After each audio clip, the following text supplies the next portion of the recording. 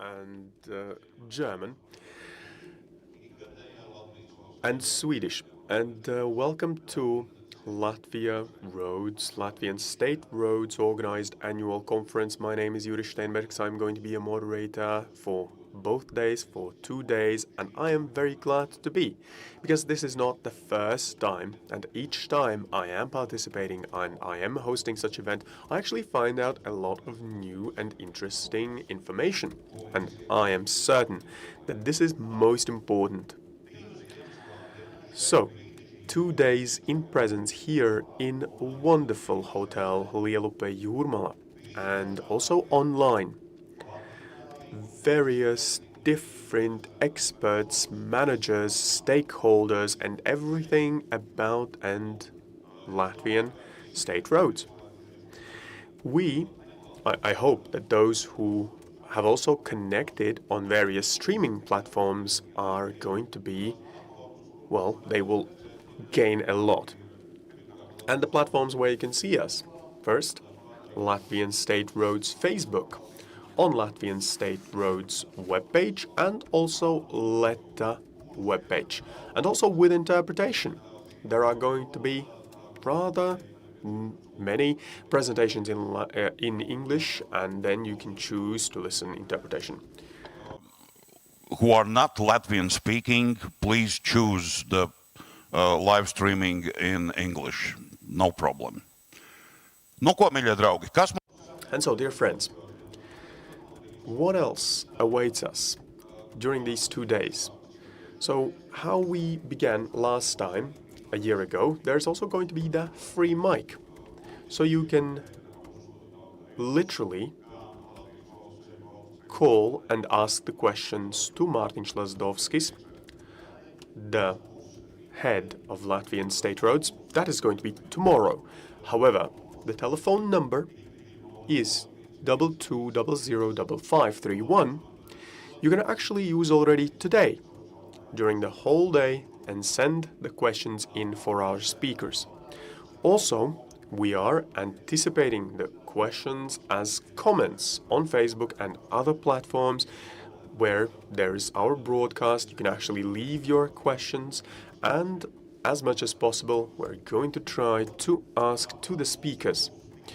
Also, we're going to have 2 beautiful discussions.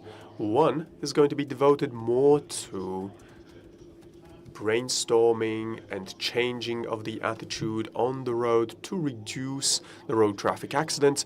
And another panel discussion is going to be devoted to the topic of business development project and state road co-living as with these projects. So 2 spheres, and how to do so that these both areas complement each other.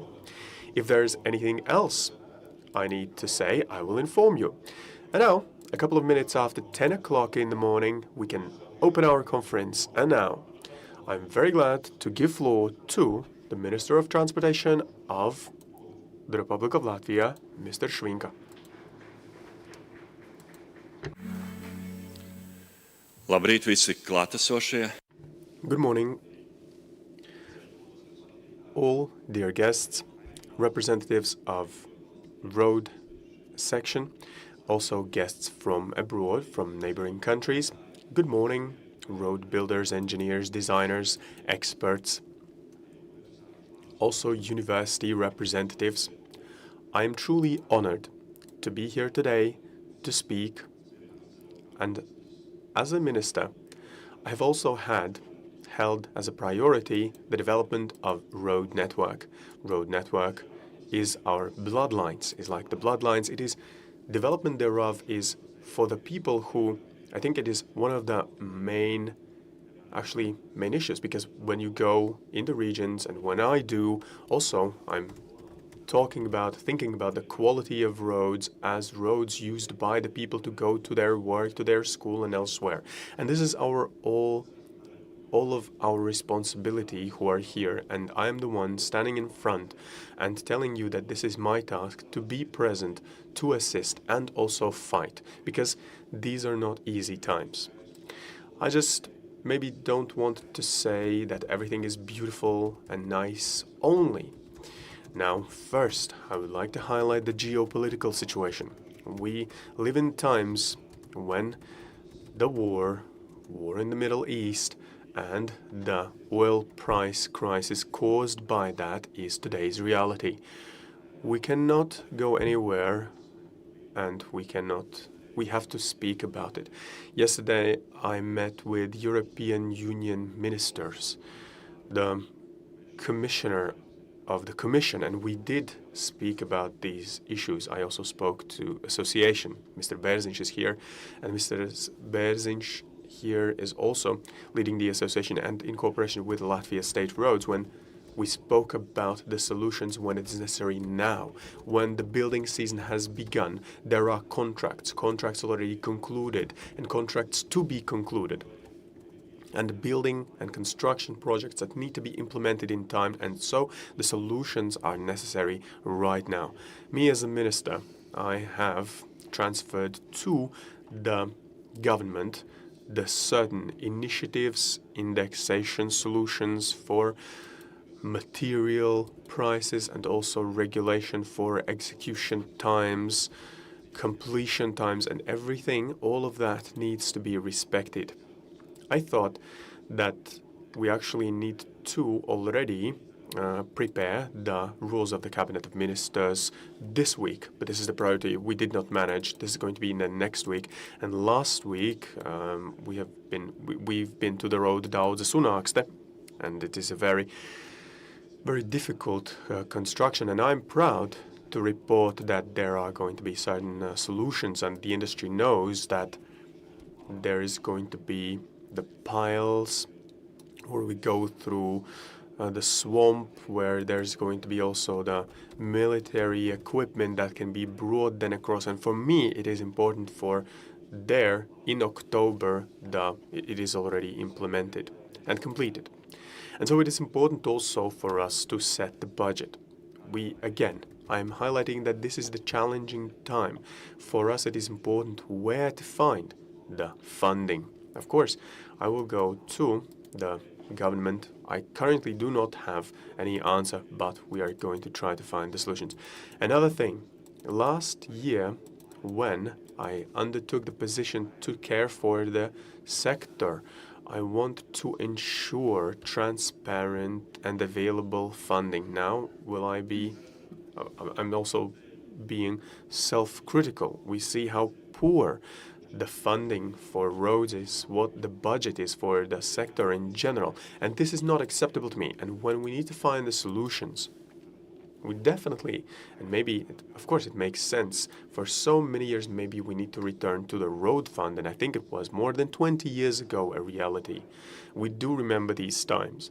And we see that now the budget law is the priority over the road fund. And that is why the funding that comes from the community, from the people, from businesses, it is not actually going to road infrastructure. But I have a plan how we can improve and increase the budget for the roads, for maintenance, for construction, where we will have an answer to the sector, where it is clear, where it is guaranteed, where it is transparent, the funding. Is it going to be implemented today? Of course, not a reality or not real. I'm not going to just promise some plain air. We're going in that direction and we are working towards this. The third section is that the experts in road sector and Latvian state roads and the ministry responsible, clear criteria, what roads, in what sequence, and how we need to construct it. I am satisfied that in one or another case, we are actually not being just emotional. For us as the society, we have clear criteria, and it is announced what roads and where we're going to be building. One example, Riga bypass, 10T, all other criteria, Via Baltica road, military mobility, and its load, and we know that it is a priority. There had been the feasibility study, the environmental impact study, and during the last weeks I have asked to have from the Ministry a clear answer for Latvian state roads to be able to start designing. This is the road. We are going that direction. It is very important for our nation, for our country. We're going to go towards. Now, first, from Baltazars to Salaspils, 2+2, for it to be completed within the next years. And it is an illustrative example for how our industry needs to work, for you to have what you're always requesting, clear answers, clear decision making, for you to be able to rely on it. Funding. So what about the funding? We know that there is no budget. However, I also see that the multi-year budget funding, as we, the government, are now discussing, this needs to be priority. Cohesion funds, military mobility funds, or the last resort, PPP, public-private partnership. But nevertheless, we will do whatever it takes, but we will find the funding and we will be able to implement. And lastly, for the industry, I've always been proud, I've always been present for our competencies, standing next to it, our universities, our labs, centers of competency and excellence, and the technological solutions, I think, is what we can be proud for. And together also, of course, with our neighbors, partners, Lithuania, Estonia, Poland. Last week I was also in Germany. I spoke to the respective ministers of federal lands, and they said, how can you actually build so many kilometers with such a budget? How can you monitor? How can you view and find the solutions which you know, these technical solutions? We, in this limited budget environment, how could we have actually find the solutions and to achieve it? Well, and I'm proud that this is how they see it. Also, the minister from Moldova, 3 or 4 weeks ago, we met, and as one of the priorities, he said, I want to go to Latvia State Roads Competency Center. Because I told him they are also interested in what our solutions and what our technologies are. We can be proud, and so we can contribute.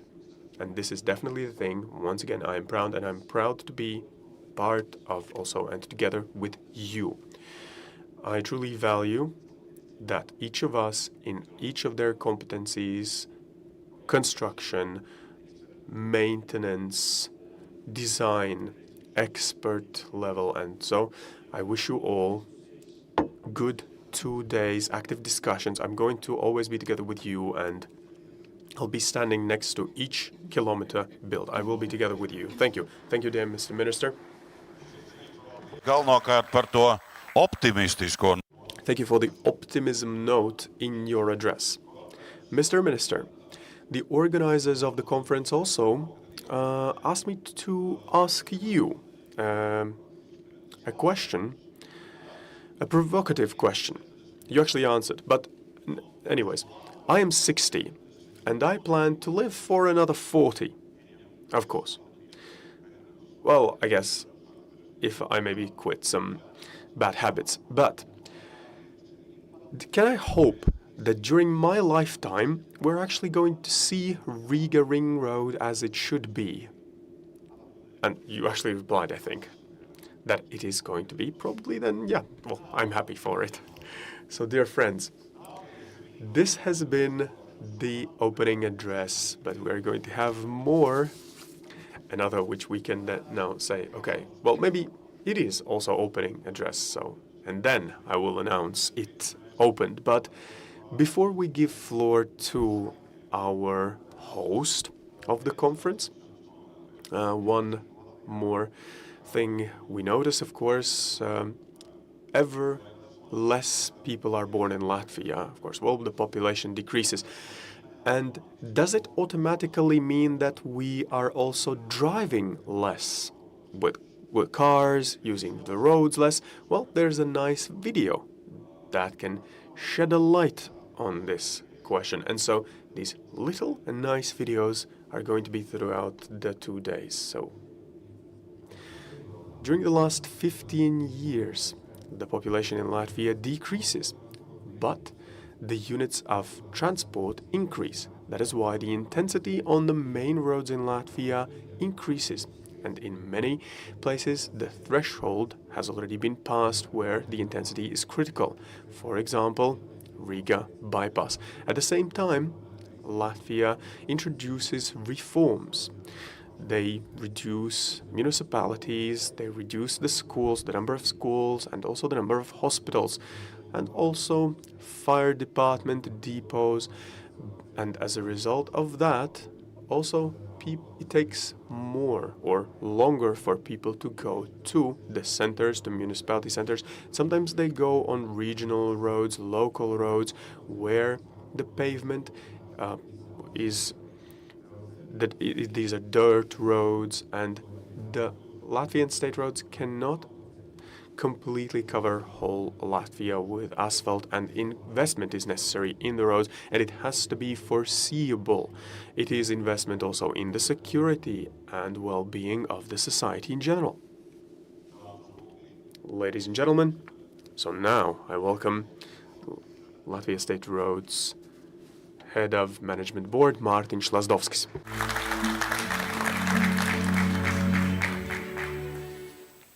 Yeah. Good morning. Good morning, Mr. Minister, dear colleagues, partners, viewers, and all road users. It is an annual tradition to organize this conference dedicated to the topicalities of our sector. We also highlight the importance of roads to economic development and human lives.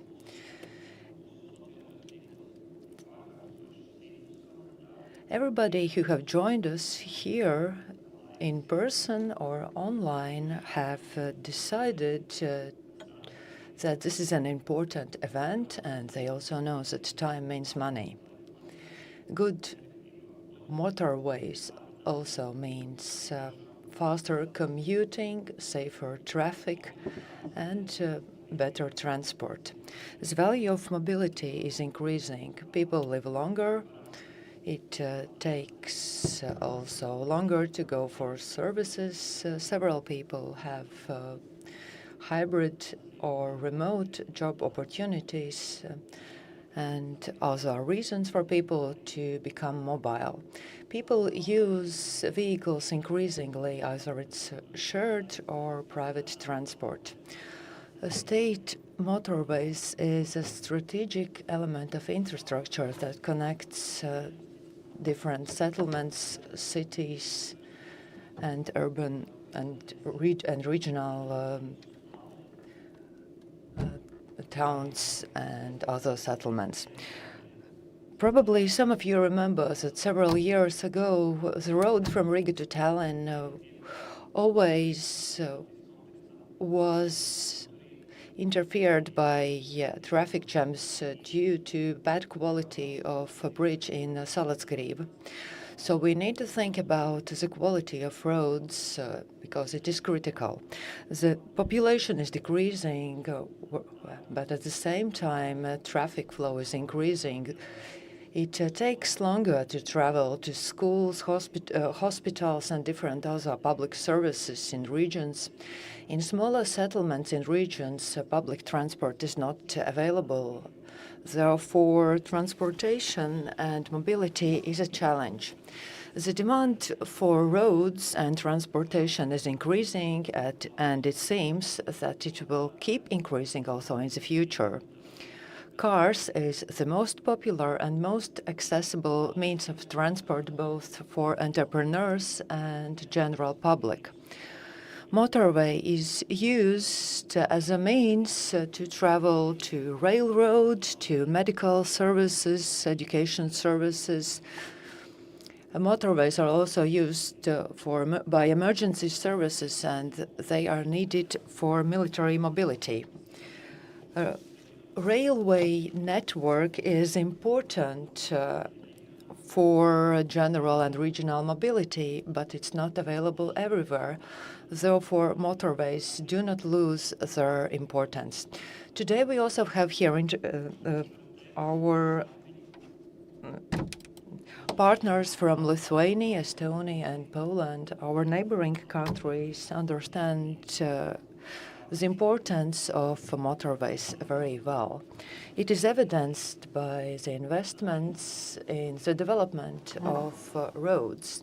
For instance, Lithuania invests around 800 million euros for motorways annually. In Estonia, the funding for motorways has been increased by 88% this year.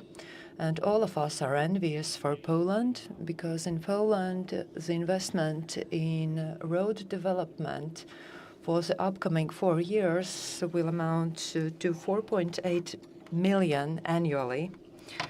We must not be the weakest point in terms of road quality in our region, because it is an issue of mobility and security.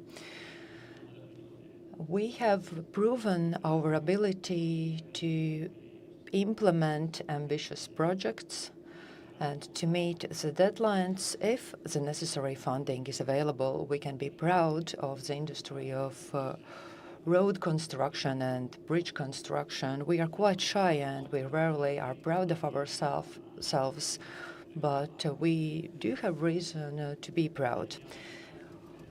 More funding and more investment are needed to maintain and develop new state roads. We need to take that into account in terms of geopolitical challenges.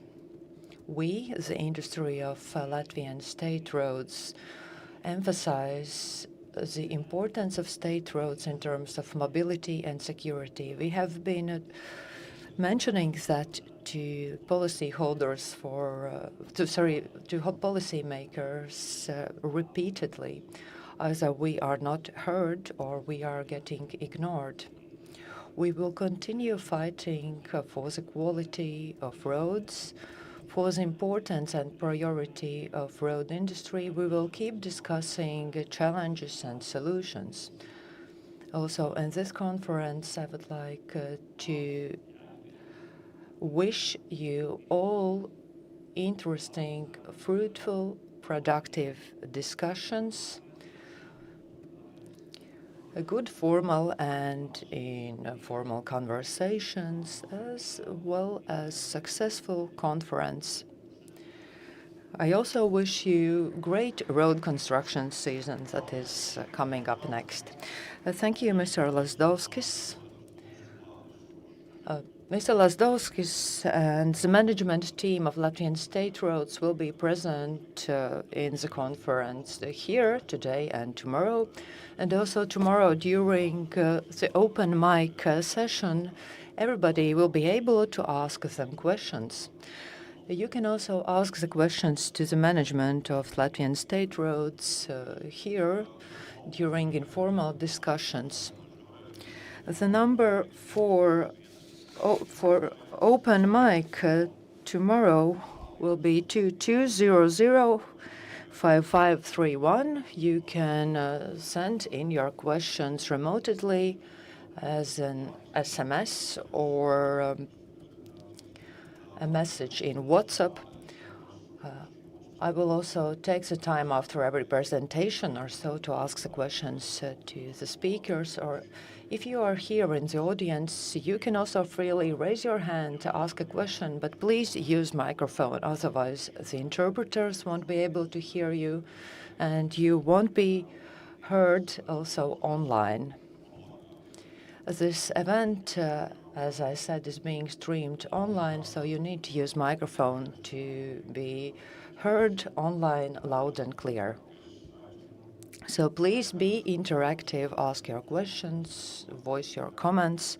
But now I would like to pronounce the conference officially open, and let us start working practically.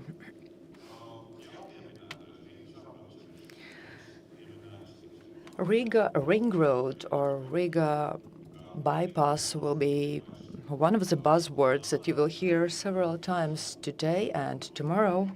As the first speaker will also dedicate the presentation to Riga Ring Road and its impact on the traffic in Riga.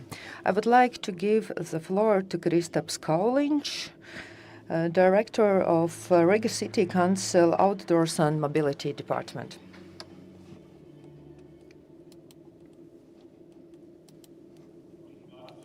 Then good morning, ladies and gentlemen.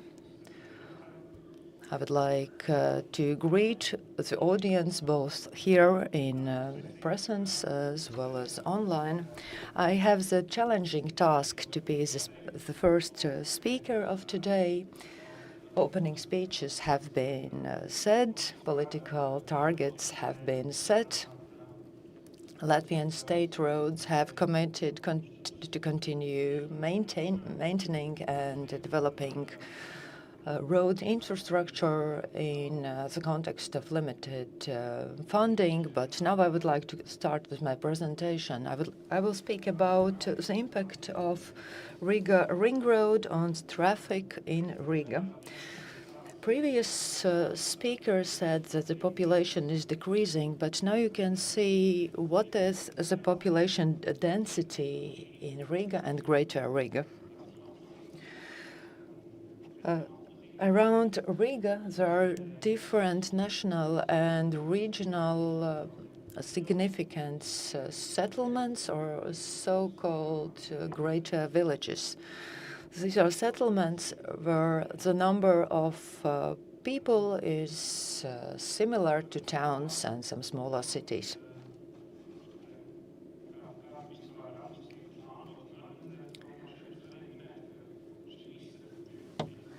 Here you can see agglomeration of Riga or Riga Metropole, but it is not the same as Riga region. Administrative structures are only present in theory or on paper.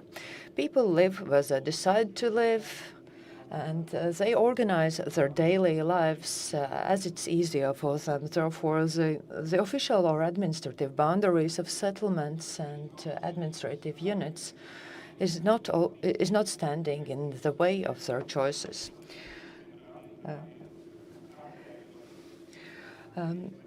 A study has been conducted to survey Riga Metropole area or Greater Riga region. And according to the study, there are different challenges in different areas because the conditions vary.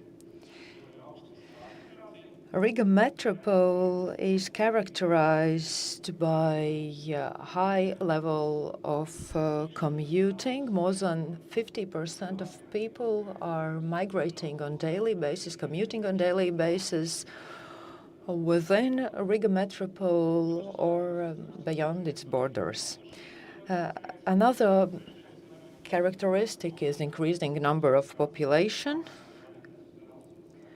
And the third characteristic is that public transport is mainly focused on Riga as the capital of Latvia.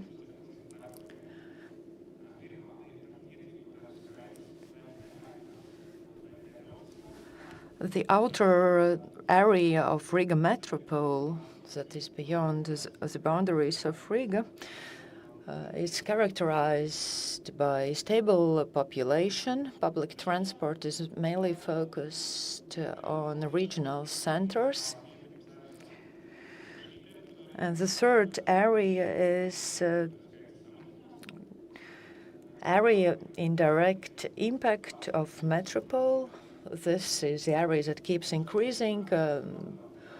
Population also keeps increasing by population is increasing, the rate of commuting is increasing by 20%, and public transport is mainly focused on regional centers. Here you can see the road network and public transportation for daily mobility. As you can see, the main road network looks like a star with more than 10 roads that all lead to Riga.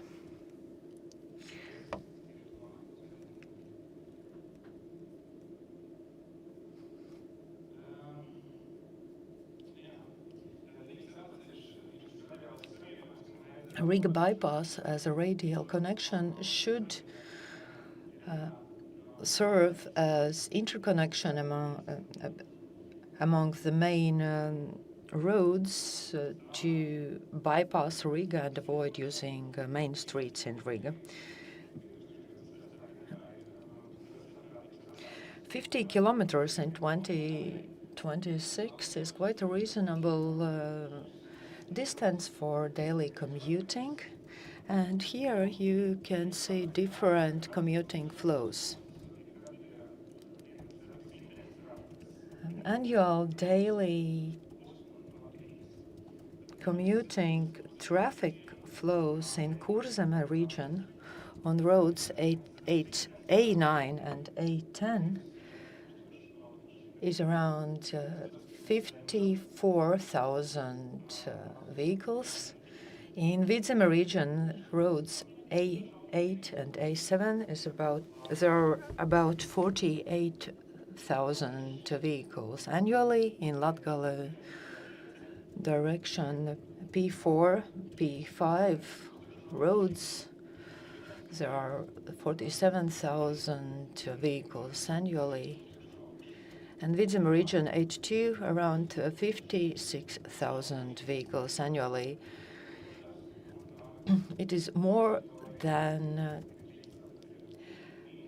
200,000 vehicles that are traveling to Riga and from Riga on daily basis. In total, it amounts to more than 250,000 cars in the area of Riga and Greater Riga. As to the impact on the city,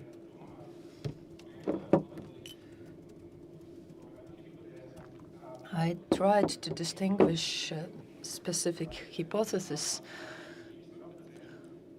or I tried to identify population groups that could benefit from using a Riga bypass, or that could simply avoid using vehicles on daily basis. But I decided just to have a look at GPS data. I looked at the historical data, real-time data from Google Maps to identify how Google sees the road network in Riga, or what are the alternative roads for traveling to Riga from different suburban municipalities.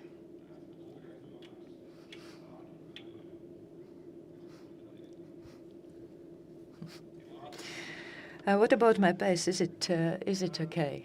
Am I not going too fast in my presentation? So here you can see different roads or different routes suggested by Google Maps when coming from Jūrmala, from Jelgava, or from Vidzeme region. From Jelgava, coming from Jelgava directions, there are several alternatives suggested by Google Maps, and from next year on, a new connection will be available. That is the new connection road of Southern Bridge. I decided to look at the regular traffic on a typical weekday at 9 o'clock when going from Lithuania to Estonia. According to Google Maps, I can take both bypass or go through cities, and the estimated time is around 3 hours 15 minutes. Identical both when going through cities with different traffic lights, as well as going through via Riga bypass. As a result, drivers are not really motivated to choose Riga bypass as an attractive option for traveling. Let us look at another road, A8, A1, going from Lithuania to Estonia. Google Maps suggests 3 alternative routes. What about the estimated time? Between 40 minutes to 1 hour going through cities, and the same when taking a bypass. So it's identical. Therefore, drivers do not save time taking bypass.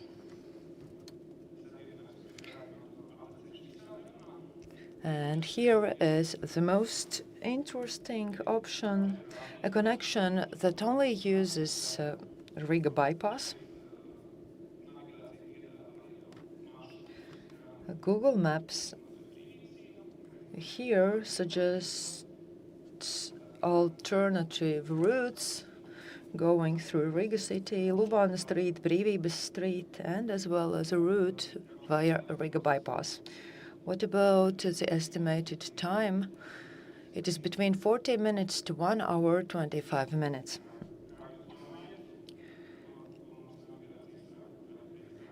What do you guess? What is the estimated time using Riga bypass? It is between 15 minutes to 1 hour 10 minutes. Therefore,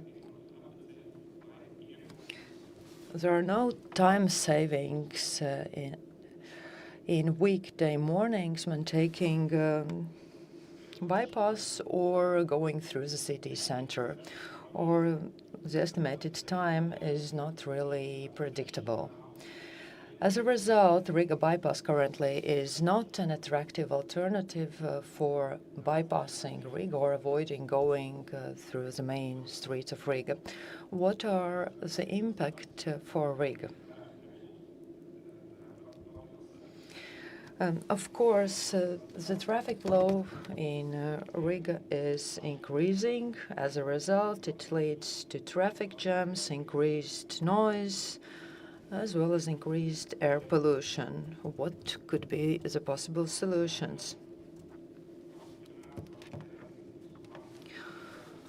According to the road development plan for 2040, the suggested solution is to develop Riga Northern Transport Corridor. The priority is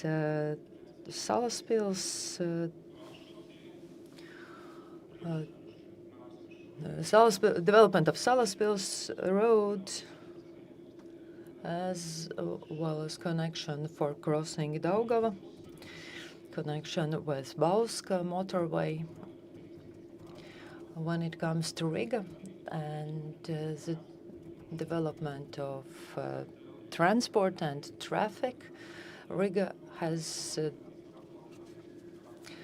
been assigned a task to develop a survey or renew survey on improving the mobility as well as developing a transport corridor.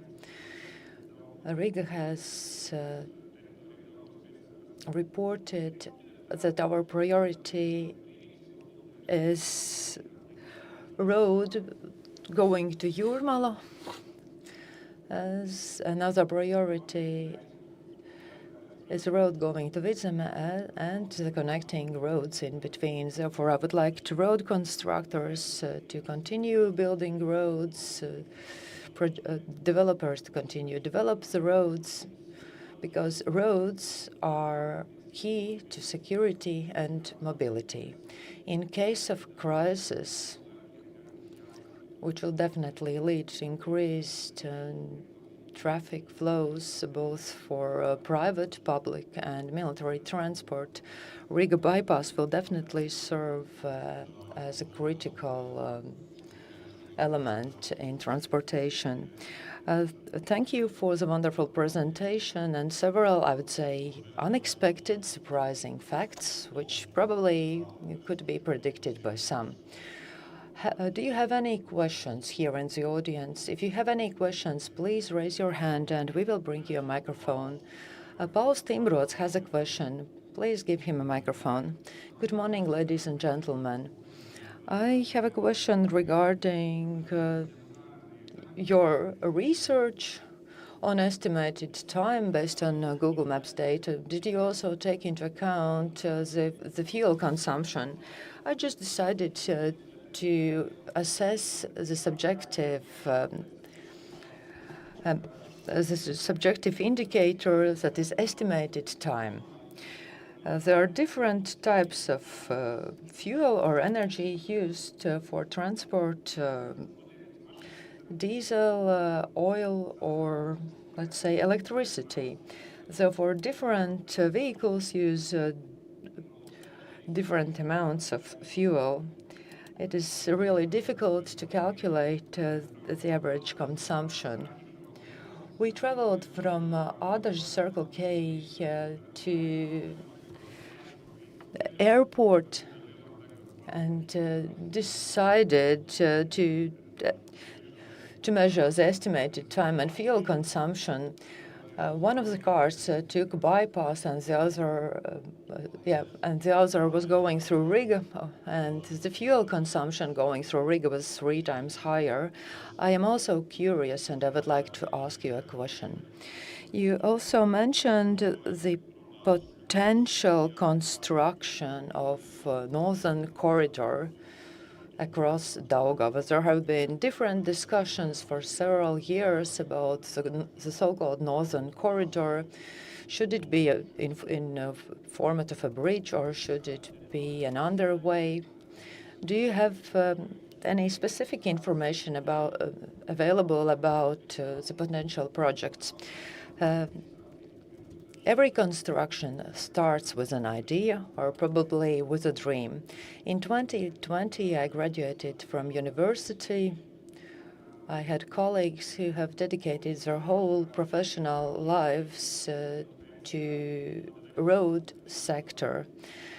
And they remembered how they started as students researching Koknese Road, and that road was finally finished when they were about to go on retirement. So if I want to live up to 100 years, then most likely I won't be able to use the northern corridor in my lifetime, right?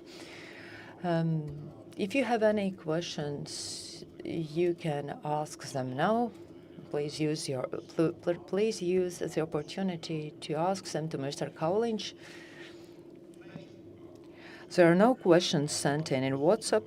On Facebook, we have more than 80 remote visitors or viewers, but no questions. Juris Friedbergs, Ķekava bypass. You mentioned the potential northern corridor, and you said that you're still looking for funding for project development. Do you consider private-public partnership as a means of funding? It is one of the possible solutions for funding. There is quite intense competition and different solutions suggested, different conflicting interests, but public-private funding solution could be one of the possibilities. And nobody else have questions, therefore I would like to thank Mr. Kauliņš, and you can applaud freely whenever you feel it's needed. Pieminēts apvedceļš tika. Dear friends, we did notice the bypass. We did mention the PPP. And Riga bypass is definitely not the only one in our country. We need more, and that is why we have a nice video before I announce next speaker. Apveceļš, tāpat kā Ķekavas apveceļš, taps kā publiskās un Bauska bypass is going to be PPP. noritējis jau They're continuing work towards implementing of this road, and there was a lot of interest from potential partners and investors from Latvia, Poland, Lithuania, Great Britain, Finland, Austria, Spain, Switzerland, Italy, France, the Netherlands, Hungary and Germany. In April, they announced the qualification call. Potential private partners are going to submit their applications to qualify for the next stages. So, initial offers. And bypass of Bauska is going to be 14 kilometers with 2 lanes in each direction. It's going to have also 2 level passes, and the private partner who will be able to construct this road is going to attract the funding, will create the design, will construct and also maintain the road for 20 years. It is planned that the road is going to be open in 2030 at the end of the year, or at the beginning of 2031. Lucky those living in Bauska. So, dear friends, I have a saying, I like it very much, and I would really like to quit saying this. And say, well, it's actually not true. But all my life before this has proven this to be right. And the saying goes, if you want to do something good, correctly, with good result, seriously, and it is regardless whether we're talking about healthcare, road construction, food industry, or anything else in the world, they always say, go to Estonia and look how they do things there. And that is why I am inviting now Transport Administration Road Management Director Janno Sammul to the mic. He's going to tell us about the situation and plans in Estonia. Mr. Sammul, the floor is yours.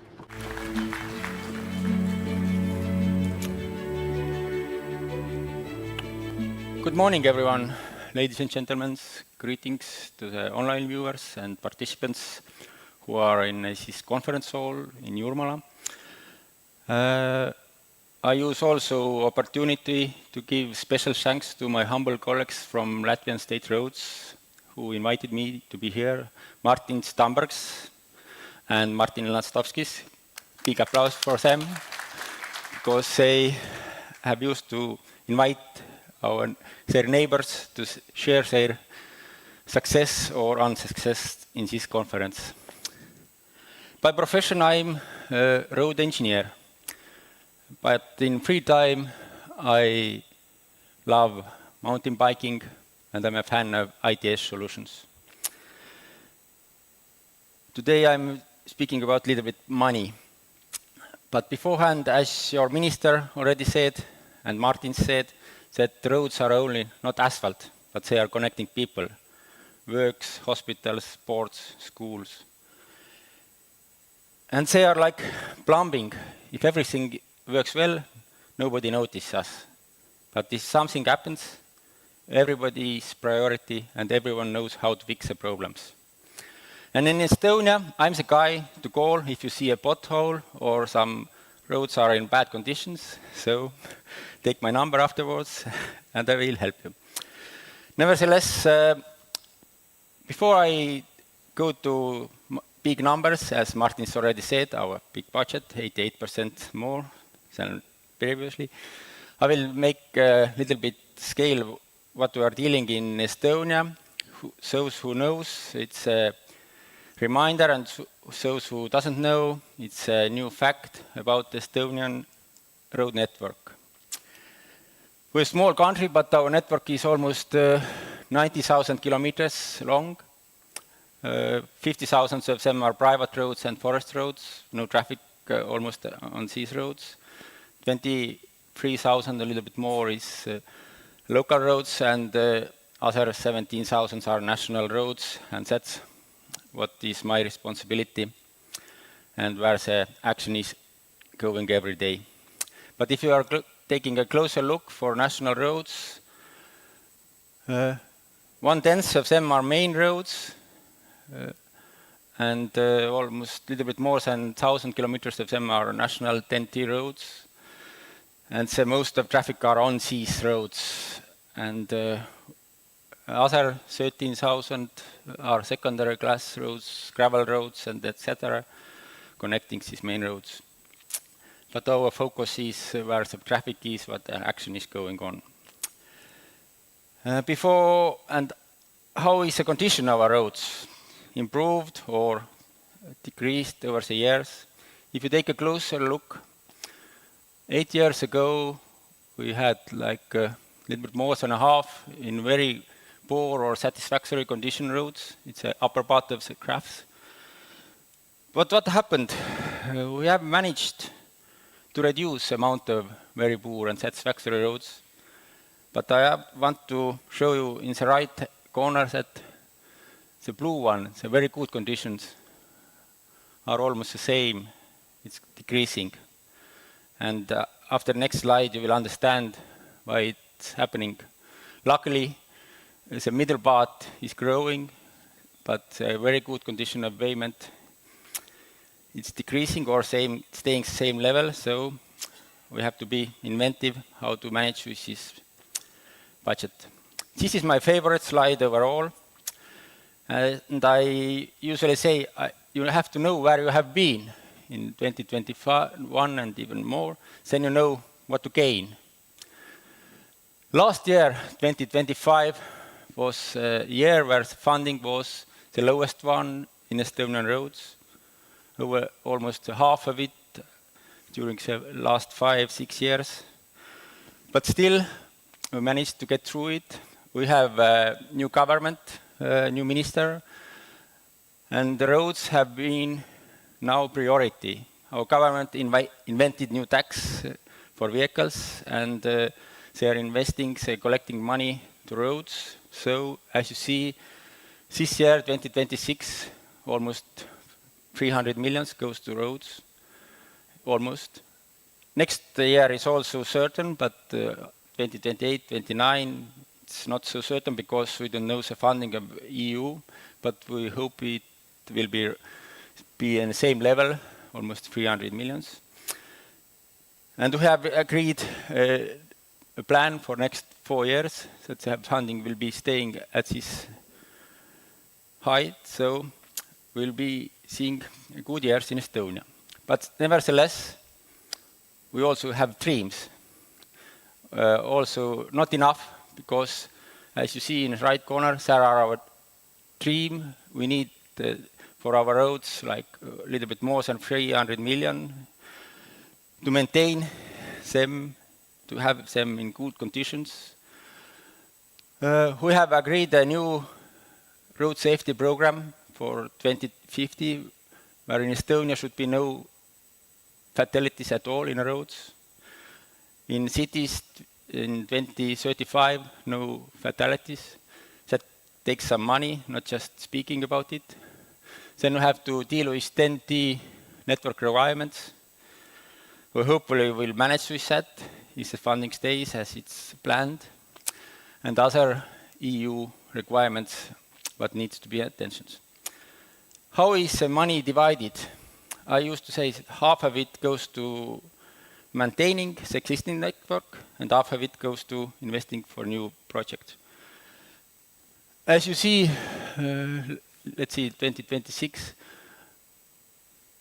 almost 50 million goes to daily maintenance, and the other of it goes to bridges, our Estonian Nokia surface dressing, asphalt renewal, and so etc. And other half, 150 million goes for constructing new roads, ITS infra, noise barriers, and so on. And what are the volumes of kilometers what you will do? So most of it is our Nokia surface dressing. Over 1,000 kilometers goes that. But also we want to decrease the amount of gravel roads. So now we are paving them and repairing them. They're also quite a big amount comparing to last few years. In the last row, the road construction in 2026 there will be no kilometers because you will see from the next slide we are making big building plans and buildings, but nothing is finished this year. That's why it's 0 kilometers. But if you put a bigger number and money to the map of Estonia, it's not so much works. Blue ones are reconstruction works, and brown ones are the new roads. And if you eliminate the reconstruction works, what are minor of the budget, you will see 2 roads where we are concentrating. You know Tallinn-Pärnu road. Now we are constructing 45 kilometers. Almost in every space there are already trees cut down and new roads alignments will be seen. If you travel to Tallinn, be careful because the travel time will be in summer extra 30 minutes, 45 minutes, depends on where the construction is. You may use the roads through Valga, but also in Tallinn-Tartu road, we are trying to build a new 9-kilometer section of the TEN-T network. So, but it's dislocated from the existing road, so there will be minor adjustment of travel time. The volume of the contract of the Tallinn-Pärnu road, 8 contracts, 250 million over the next 2-3 years. This year, a little bit less than 100 million. Depends of the situation of the Middle East. We'll see, does it rise or not, the amount that will be invested in these sections. But as you said, as I said, we have a dream as well. It's a quite nice one. With this new plan, we try to manage to complete both TEN-T core network roads from Tallinn to Pärnu and Tallinn to Tartu by the year of 2025. So maybe after 10 years, when you invite me, I can go here and announce that we are finished. But we'll see. If existing contracts will be ready, then in section from Tallinn to Pärnu, there are 50 more kilometers to go, and from Tallinn to Tartu, a little bit more than 60 kilometers to go. But it's doable if the funding stays as it is. I think after this period where the funding was like nothing was invested in roads, our road sector was like dying. Now people understand the priority of roads. As I first said, they are for development, connecting people. And if you can cut it off, then all economy stays flat. So, thank you for the opportunity. I'm happy to answer questions if I know the answer, of course. And we'll see. We have a great future ahead. Thank you so much. Paldies. Brīnišķīga iespēja. Wonderful opportunity to ask questions to the main person in Estonia responsible for the roads. So please, you're welcome. Those here in presence, raise your hands, tell me you need a microphone. I don't see any questions on WhatsApp or Facebook. So, Mr. Lazdovskis, please. I have a question. For presentation, we are jealous and amazed a bit. But practical question. In the last slide, you showed Via Baltica and Tartu Road. reconstruction of these roads? How many lanes there will be and what speed limit will be applied? All dots what are in said there will be 2+2 sections, as you see, even in graph said. But the existing ones are, some of them are 2+1 roads. We are not planning to, in this time frame, to add one extra line, maybe later. But speed limit will be with ITS systems. I hope so in summertime 120. And we have decided that in every section we will use dynamic traffic management. So where the weather conditions are very bad, we will decrease the limit to 80 kilometers. It's everywhere in summer, but in winter time the maximum speed limit is 110 with ITS system. And if you know, there are no snow, so it's like in summertime. So we hope to do it. But regarding these questions also, the road, the blue roads from Tallinn to Narva, it's existing 2+2 road. And we managed to have some funding from EU to install the ITS equipment for raising the speed limit with variable message signs. So after, I think, next year or 2 years, we'll see there also dynamic traffic management systems working. Okay, thank you. Lūdzu, jautājumi vēl no zāles. We look at the amount of money. If we compare the year 2025 and this 26 and 27, then it's almost doubled. Yes. So this incredible increase, how do you achieve it? Because if it takes a political decision, it's a decision made by politicians. So how did you approach them? Did you use any kind of black magic or I don't know what else to make this decision? As I said, change came when a new government took place, new minister, and they not invented, just put in action vehicle tax. And the amount they are collecting, they wanted to invest to the roads. So you can see if you pay, you will have a nice road. But in 2 years ago, we just have the money, even not enough to maintain the existing road network. So we said, if you don't give us extra money, we will not cleaning the road of the snow like after 2 hours. We will do it after 8 hours. So it was like a very critical situation. We wanted to change even some regulation to increase the period of snow plowing, maintenance, because our budget was cut, like even it was very slow, but was cut 10% more. We said there will be no lines, no new signs, nothing, just existing road network, and you imagine how it goes to economy. All our sector said they already sold asset plants. 20% of workers went to the other fields. It was a very bad situation, and somehow it made a change.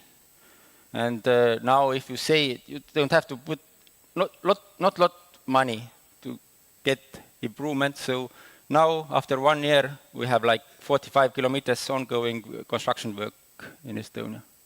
It's a historical moment because in this kind of amount, nobody has seen Estonia. That sounds a bit too simple, I think. Would be nice to do the same here in Latvia. Lūdzu, te ir jautājums no zāles. So, how about competition? Such sharp increase of construction works. Do you still have good competition? And did you had any bids from Latvian companies? What about foreign companies, you meant? From Latvian companies. Latvian companies. I don't remember that Latvian companies were bought. But what we did, like I showed you, I have like 2 sections.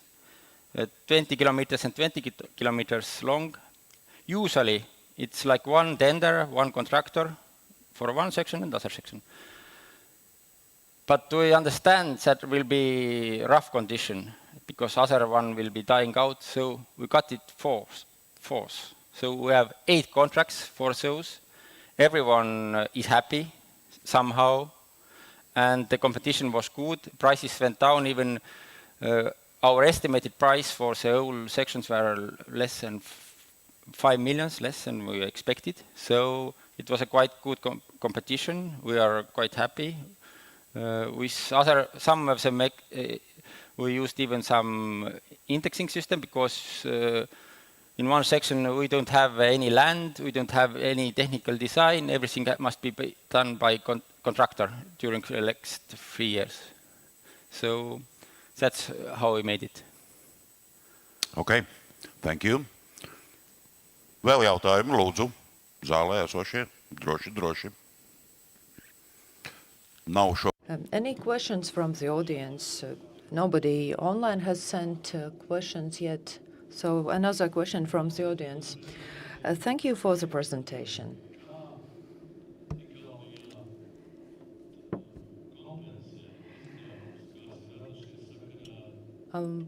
What is Estonian approach for compensating expenses?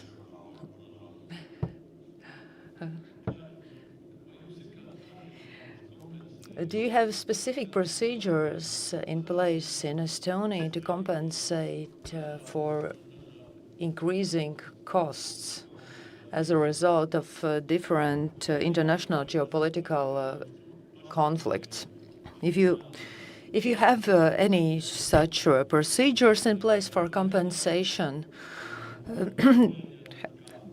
and have you responded in any ways to the existing American and Iranian conflict? So do you provide compensations in case of geopolitical crisis? Your question. Yesterday we sat down with Latvians and Lithuanian colleagues from the Baltic Road Association. We had a discussion over an hour how different countries react to this Middle East crisis. We understand the problems. We are putting down the mechanism how to compensate it or who needs compensation. Luckily, we have some mechanisms in contracts already for bitumen. It's indexed already in our contracts many years, so that's a risk what we take.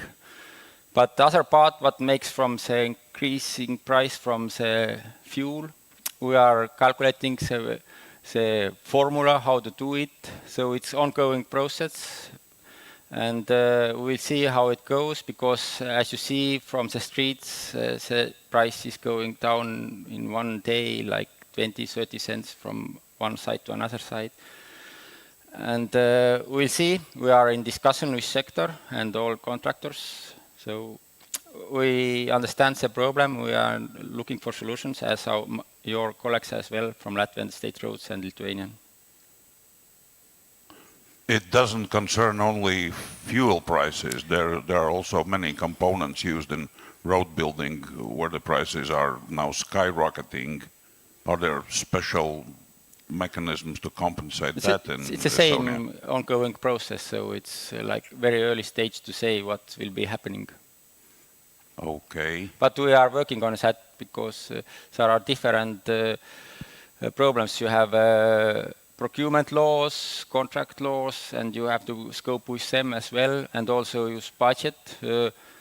What I can say, we just stopped some procurements for some bigger works just to save some extra money if there will be bad things happening, and we have to compensate some amount. So I see. But you would agree that this endless increasing of prices, it puts some huge risks on the projects you've been telling us about, right? Yes, we understand the risks, but one of the risks we already taken to our shoulders. As I said, from the bitumen, it will be like 5 to 10 million already in our shoulders, and other one increase of prices of material or fuel. We have to scope with that with tenders or contractors how they saw the price increase because the contracts are 3 years one and they are fixed price and they had to see some rise from the prices and we can compensate something that has not been unseen. Okay, thank you. No, dāmas un kungi, vēl kāds jautājums lūdzu no zāles? Šķiet. Ladies and gentlemen, do you have any questions? If you don't have any questions, then let us continue. Sammula kungam.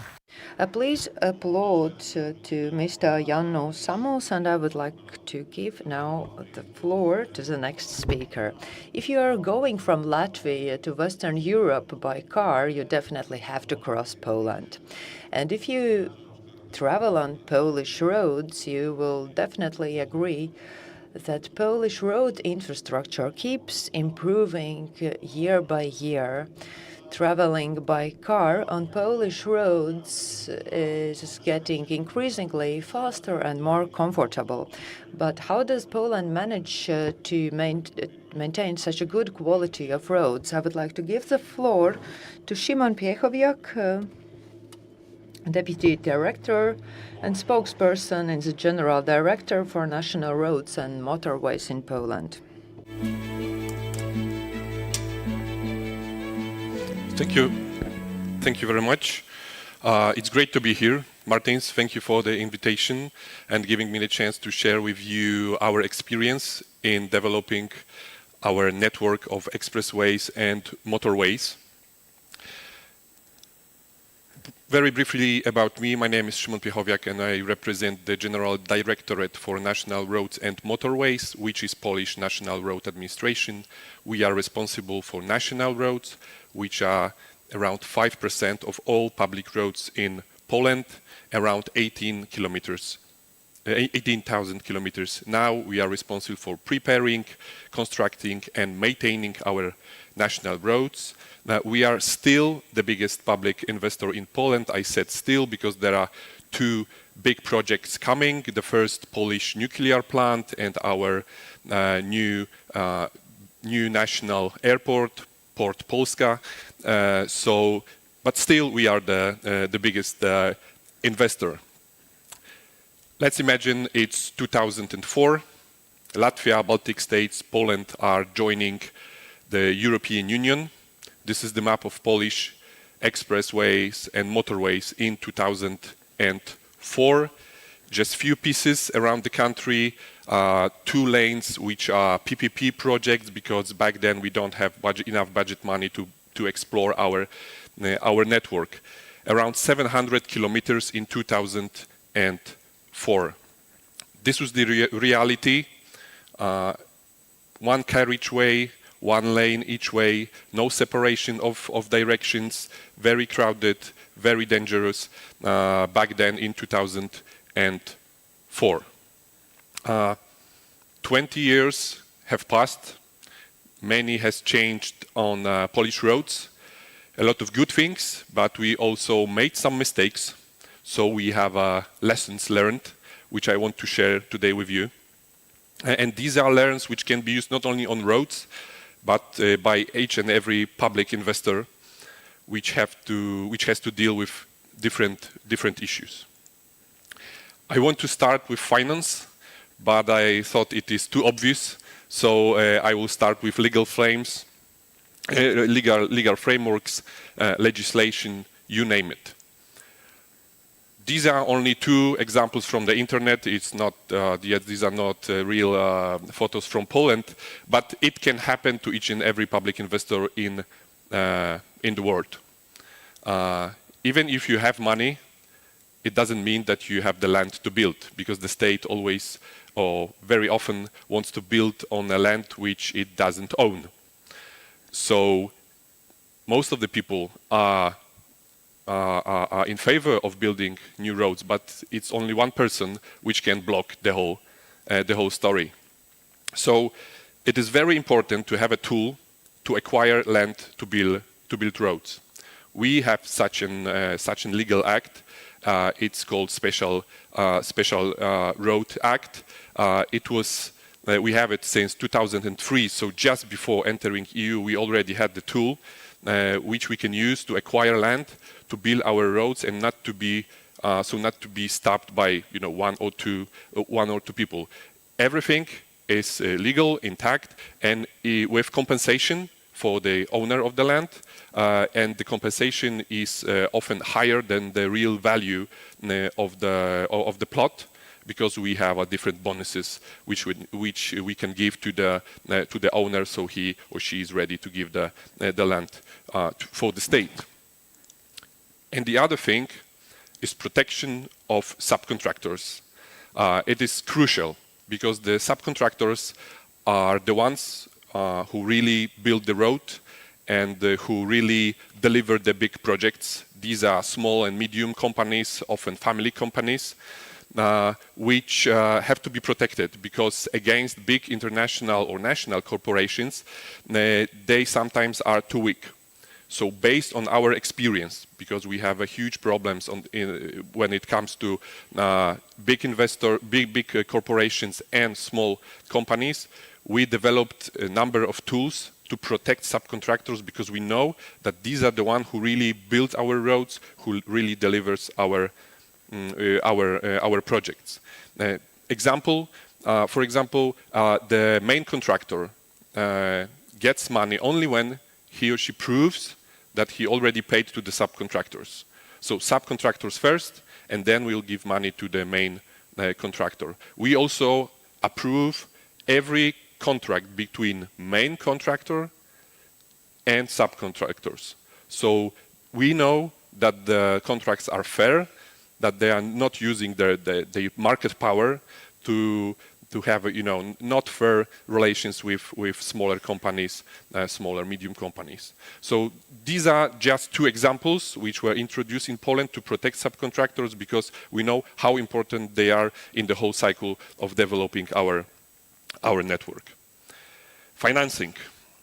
There were presentation on money, on financing, and it's also, of course, crucial. The first thing, stable, long-term, multi-annual investment funding. This is very important. In the worst case scenario for an investor is to fight for money every year, every January, thinking whether I will have money to continue on my investment or not, whether I have to compete with other state spendings, for example, healthcare, military, or other infrastructure projects. We luckily don't have such a problem, because we have a national road fund which is dedicated to building new roads, and it's, let's say, outside the state budget, outside the annual budget, so we can use those money only for building roads. We don't have to, let's say, fight for the money with healthcare, military expenses, etc., etc. This fund is managed by our National Development Bank, and its money to the fund comes, for example, from toll or road fines. We can also borrow money for the needs of funds. And when we talk with our colleagues from different countries, this is the tool which they say it's crucial to have the stable multi-annual investment funding, so you can build your road in long term. You can think of your development in a long term, not only year by year. Of course, building roads is not cheap. So it's good to have an external source of funding. In our case, it's mostly European funds. Before 2004, before joining the EU, we didn't have such external funding, so we had to do PPP projects. And now we are stuck with one of the, some say, most important toll roads in Europe, because those contracts signed 20, 30 years ago, they are still operating. Those PPP projects, those PPP agreements are still operating, and people, drivers, are paying a lot of money for using those private sections built back in late 90s, early 2000.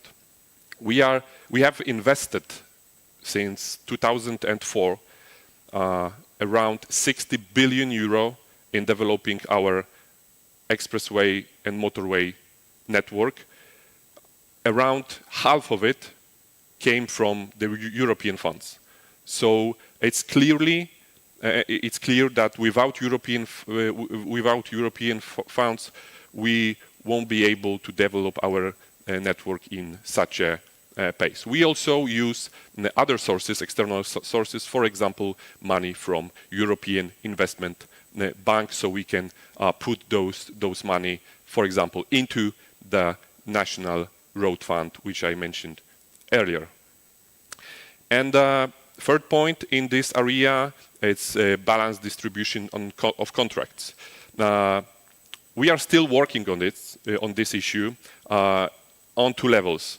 The first one is coordination of different agendas: roads, railways, military, energy, airports, etc., etc. Now, everybody is focused on their agenda. We are focused on roads. Railways are focused on railways. But it's very important, and we see the importance of this, to coordinate all these investments. This is very difficult. We still didn't succeed in this field, but we are working on this one. And the second thing is the balance flow of contracts that we put on the market. So there will be no ups and downs, that the flow on the market will be balanced, to put more or less the same number of kilometers every year to tender, so the market can feel the predictability and feel the balanced flow. This is an example. It's since 2020. You can see the chart. There are the blue one. The blue line is the number of kilometers in tender. The red one are signed contracts, and the gray one is open new roads. So you can see there are ups and downs every year. So in 1 year, 2020, we put 600 kilometers in tender, and 2 years later we put only 200 kilometers. It's very difficult to be a company on such a market because there's no predictability. I built a strong company for 600 kilometers per year in tender, and in 2 years there is only 200. So companies are starting to fight for the contracts, and they fight with a price, and the price can affect quality, and this is what we don't want to happen. So we are still trying to make it more balanced, that the number will be similar year by year. This chart is connected with the next field, which is planning and transparency. We have multi-annual investment programs when it comes to not only roads, but also, for example, railways. Our parliamentary circle or tenure is 4 years, and our multi-year investment programs are 10 to 12 years. So we can protect them from the political changes that the government will change, so they will, change all the investment which are ongoing on the preparation stage, or they are already happening on construction site. This perspective, this long-term perspective, 10, 12 years, give us the opportunity to plan everything in a longer perspective, not only for us, but also for the state, which is the payer, and also for the construction market, which has to build these roads, so they know what to expect in the previous, in next year. And this leads us to predictability. This is very important. So our action be predictable for all the stakeholders. Let's say the construction market, they want to know what we are going to build in 1 year, 5 years, and 10 years. So they can, for example, invest in their development, in know-how, in equipment, in people. They want to know if it's the time to invest, or there will be no investment, big investment in the next years. So it's the same, for example, with public administrations, which gives permits for different investments. They have to know how many investments there will be in an area, in a region, in a country, so they can, for example, hire more people, hire more civil servants to issue permits. So predictability is very important for investor, for the payer, and for construction market. Again, the same chart. Predictability in such a scenario, it's not an easy way, because 600 kilometers in tender in 1 year, 200 in another. This is not we would like to have in Poland, and we are still working on it, but it's not very easy task. First thing, we are still very dependent on European funds. As I said, half of our roads were financed from EU funds. So when there is a gap between periods of EU funding, there is we can do a little slower because we are waiting for a new perspective, financial perspective, EU perspective. So this is what influenced our plan, and of course, unfortunately, political action on a different levels also had impact on what we can and what we cannot do. Dialogue. This is the last field I want to discuss, but it's not less important than the previous one. Dialogue with construction industry.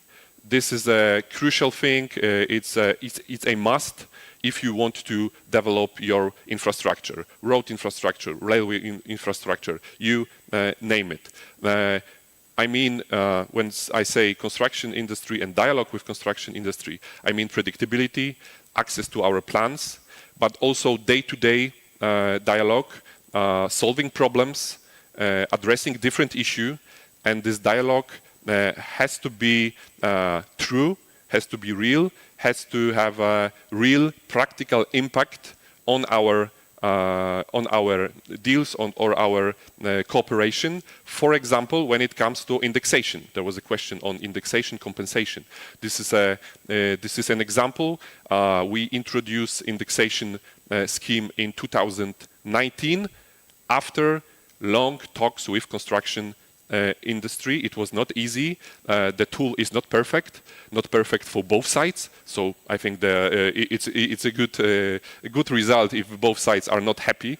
And we, of course, we are amending this tool because we have a war in Ukraine. Now we have a crisis in the Middle East. So this whole scheme still is changing. Capacity building. This is an issue we could have done more during last 20 years. It is very important to build your capacity, your national capacity, your regional capacity, even European capacity, when you are going to have a big plan of developing your infrastructure, road, energy, etc., etc. You have to use this moment, those years, 5, 10, 20 years, to build leaders, to build champions on the market who will drive the economy in the next years. This is very important. We, for now, in last year, we closed our tenders for bids from outside European Union. So no Chinese bids, no Kazakh bids, no Turkish bids, no Turkish companies, only European companies, only regional companies, only Polish companies. This is our tool to increase the capacity of the industry, because we know that the stronger companies are, the stronger our economy is. International cooperation.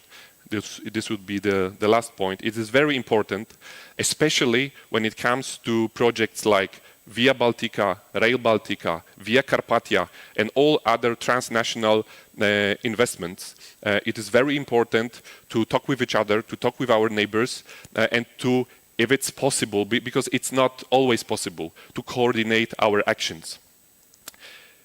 This is our road, Expressway S3 in the southern Poland.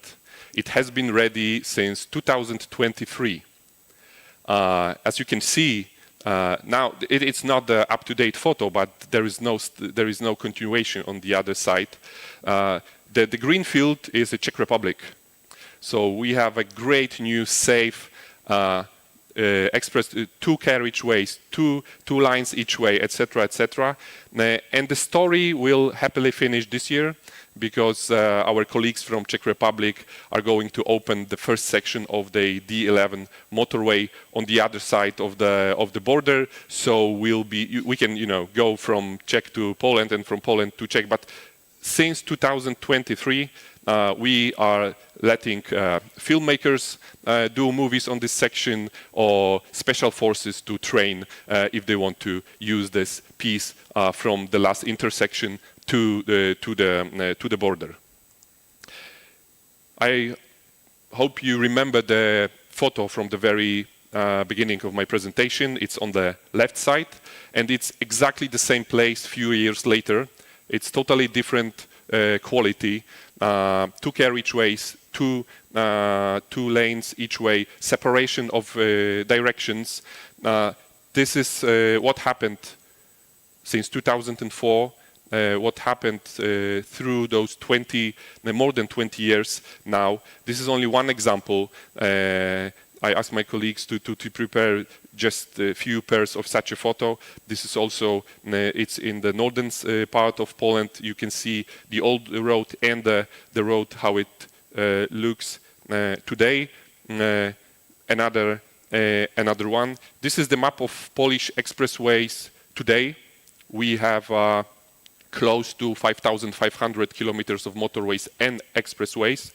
1,500 are under construction, around 500 are on a tender phase. So we have at least 10 years of building roads, and after 10 years probably we'll be more maintaining the existing network, which totally will be around 8,000 kilometers of motorways and expressways. My time is up. If there are any questions, I will be very happy to answer them. Thank you. Thank you.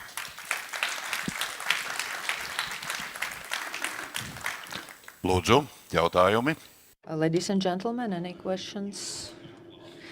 You can ask the questions here from the audience, or you can send them in on WhatsApp or by sending an SMS. Mentioned during your presentation, but anyway, there will be a new election for the parliament in about 1.5 years, right? 2027. Yeah. So is there any risk that if the political spectrum in the same changes, then also there would be a risk at the funding, let's say, of road maintenance and building and construction in Poland? Is there any risk that something might change in the future? Everything can happen, of course, but the Polish people love driving cars. And I think no political party will decide to make it more difficult to use roads or to take some level of comfort driving during the summer or during winter from Polish people. We have just finished our general measurement of traffic. And since 2020, our traffic increased by 10%. And when it comes to international connections, it's up to 19%. We have more sections with the traffic, more than 100,000 cars per year, and we have per day, and we have sections around Warsaw which are close to 200,000 cars per day. So Polish people love driving cars, and each and every political power which will be now and in the future will remember that it is very crucial for Polish people to have the comfort of driving. Of course, there is we've been developing for the last 20 years, and there are also railways, energy, military mobility, etc., etc. So we know that we are not the only one who needs money, who needs investment, who needs funds, but we are in the good position because we see the finish line. We see the finish line, and we know that we are able to finish it. We have our funding guarantee till 2030, so it's later than the election. But we have actually a problem with spending money. This is interesting thing. Now we can spend up to 20 billion Polish zloty, which is, let's say, close to 5 billion euro per year. And we have this budget till 2030. We had this budget last year, we had this budget 2 years ago, and we cannot spend those money. Because the construction market, I used this word talking to Mārtiņš yesterday, the market cannot consume such amount of money. And in the previous year, when those two big projects, for example, will begin, the problem can even be bigger. Because we closed the market for Chinese, Kazakh, Turkish companies. Our companies cannot consume those money which we already have, and there are big projects coming. So this is also an issue. Of course, the construction market is still saying, give us more.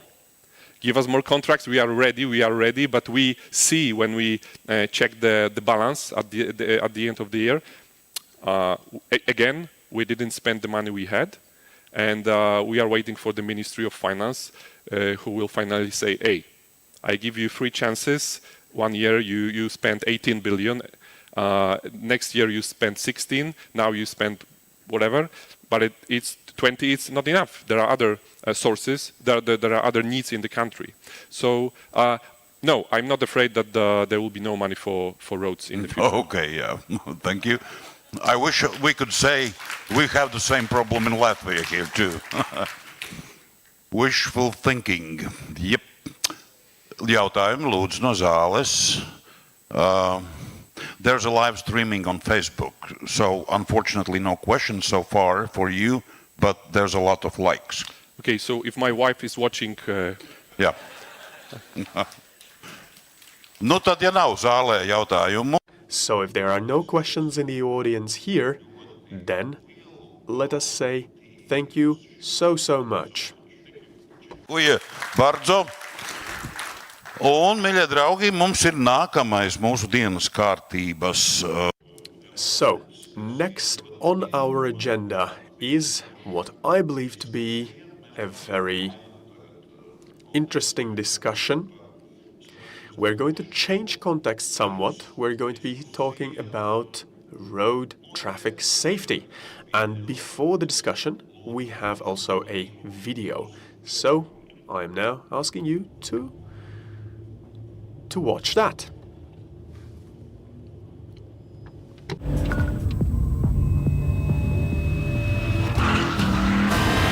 Kā pateikt, draugi?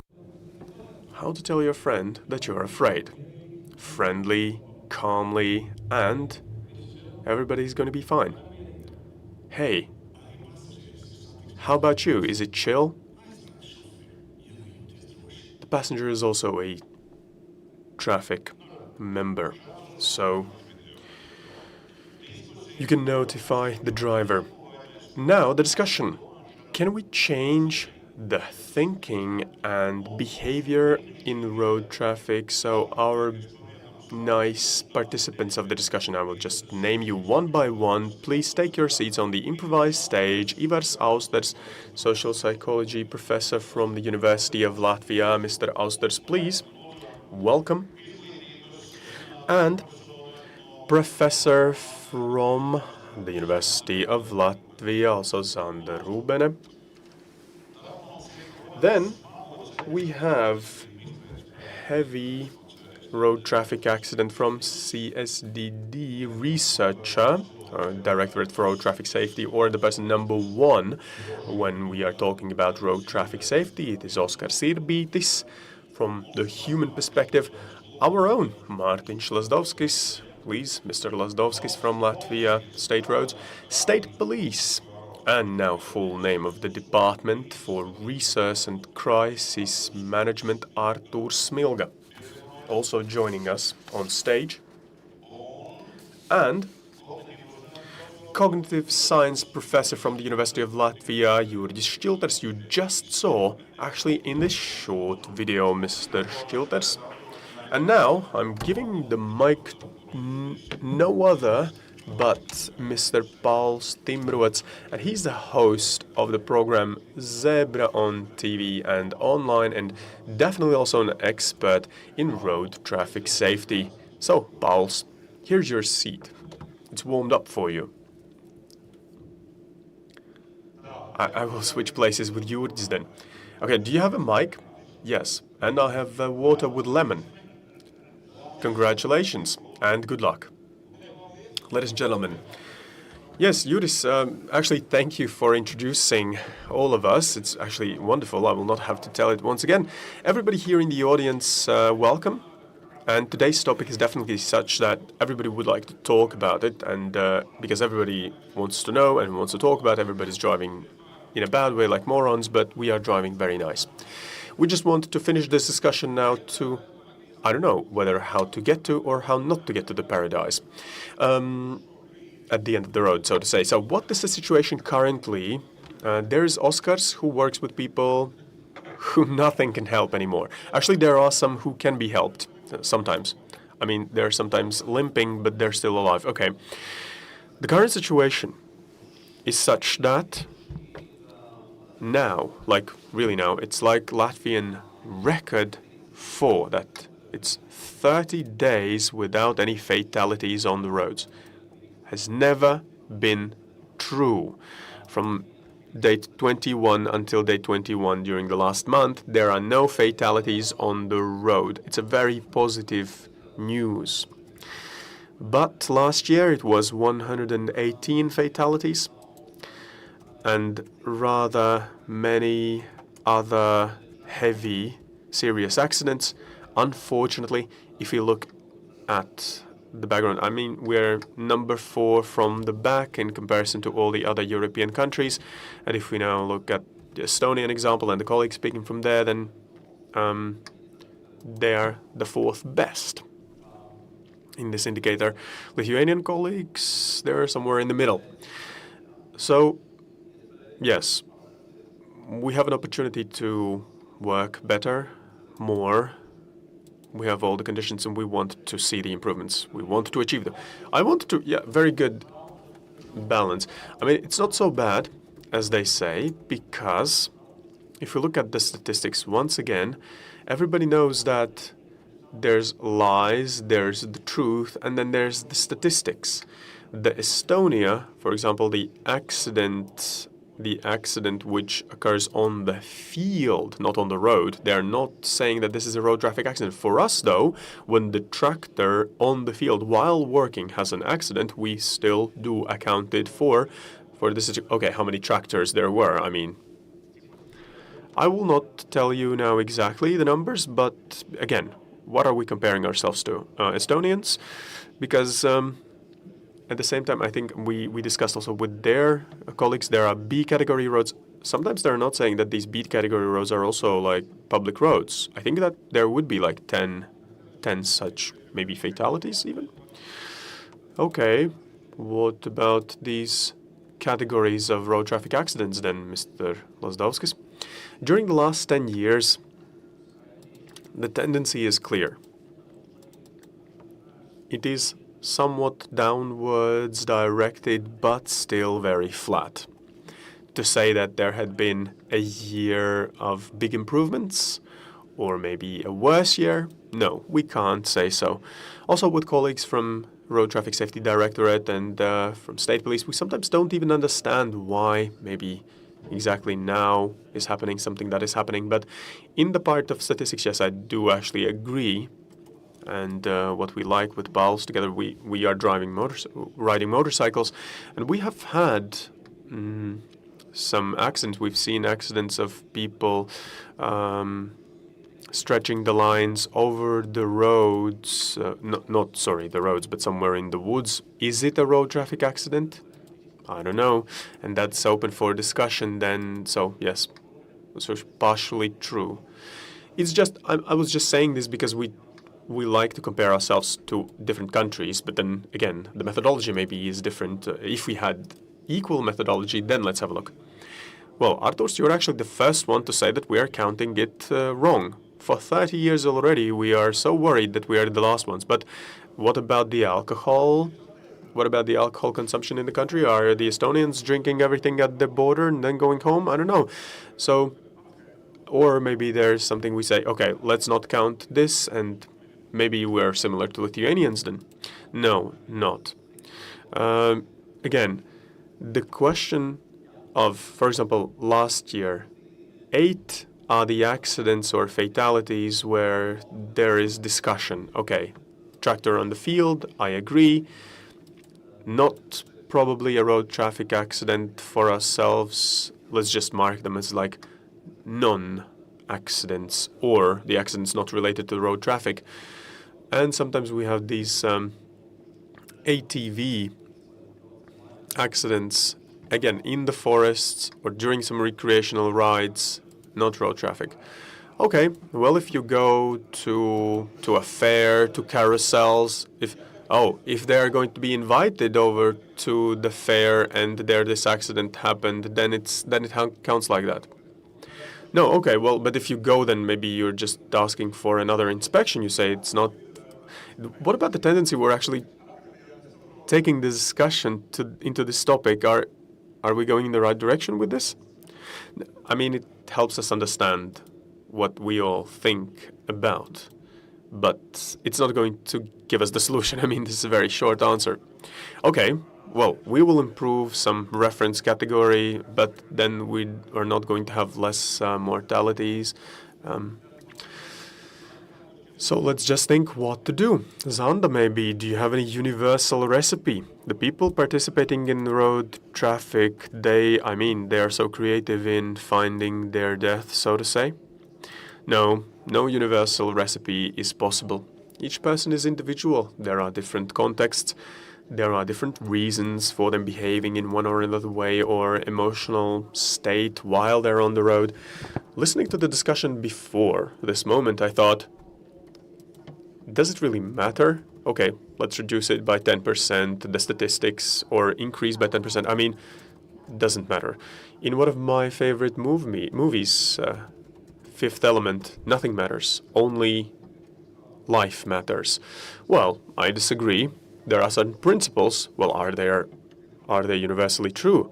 Well, there is something universally true in research, in science. Just we can draw conclusions from these possibilities.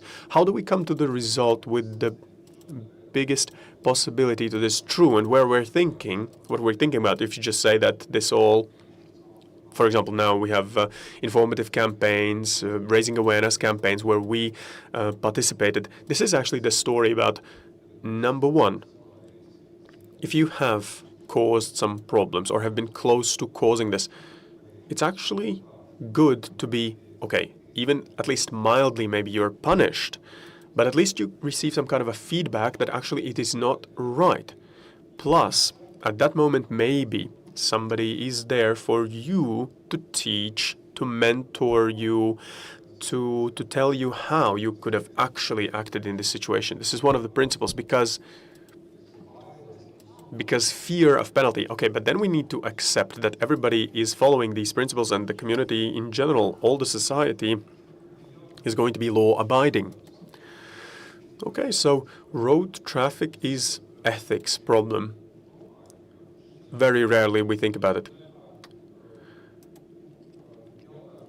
Well, the question then is, why do people in stores steal rarely?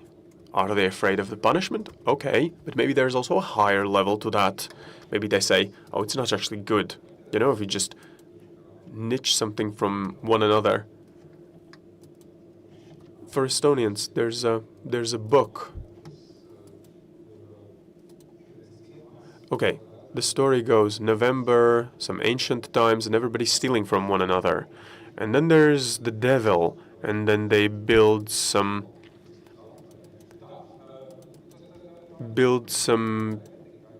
devices, and they go and fly and steal from one another more. Okay, some ethics dilemma.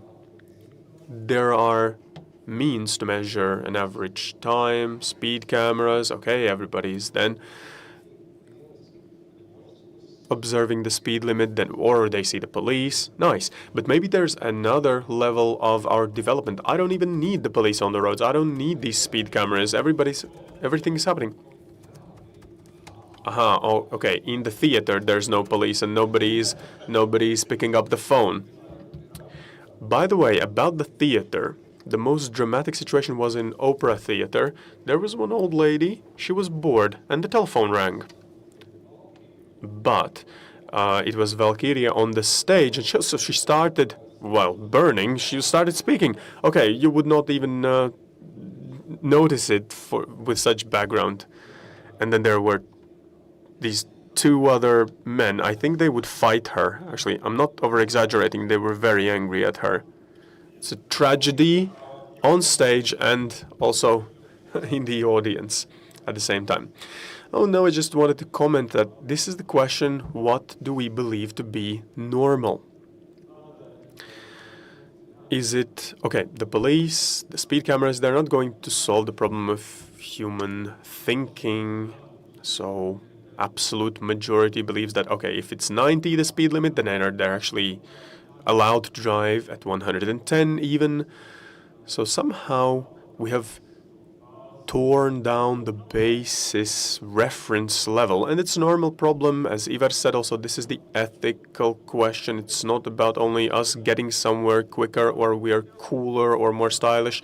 No, we're actually blowing up the responsibility towards other people who are equal to us in road traffic. So we are responsible. We're responsible about other road traffic users too. I remember our campaign now, and there were so many comments about, I think I was surprised to see that this overall trend and the majority of opinions was, well, there is no, they say, oh, okay, nobody's driving too slow on the road. But what does that mean? Or they say it shouldn't be normal to be slow on the road. What does that mean? That means actually that we can exceed the speed limit by 10, by 15 kilometers per hour. We don't take into consideration, or we are not. Yes, this is the indicator of an aggressive society. Laiknozaka, bet es atgādināšu, kad tas bija pagājušajā gadā vai kad ar Ārnu Kaktiņu mēs te kopā runājām par to vienu mikropētījumu, kur mēs uztaisījām, ka vienu un to pašu. We conducted recently a micro research with one and the same action in two contexts. So the question was, is it okay to exceed the speed limit if you are in a hurry, but to exceed the speed limit by 10 or 20 kilometers per hour? And the reply was, it's okay. It's a bit dangerous, but it won't harm anyone. And the other question was, is it okay to steal from a shop when you're really hungry? And people replied, no, it's not. These things are not mutually comparable. It's not one and the same, but in case of driving and exceeding speed limits, people are more tolerant, and in English we say we drive as we live. The behavior dimension applies not only to our driving style, but to our tolerability to different other instances of breaking rules, like avoiding taxes, stealing from job. You know, like in that old joke when a boy comes home and says, Dad, you have to go to school. What happened? I stole a pencil from Peter. And Dad says, why did you steal it? Stole it from your classmate. I could have stolen it from my job and brought to you. So this is about public mindset. We should hold each other accountable for bad behavior, wrong behavior. Society needs to change. So what is necessary for this change to happen? A stick or carrot? I am listening to your discussion, and Ivars is quite optimistic, and he believes that it's possible to introduce some kind of universal fits-it-all mechanism to educate the society and make it behave better. There is a phenomenon that societies already for a long time have been struggling to solve different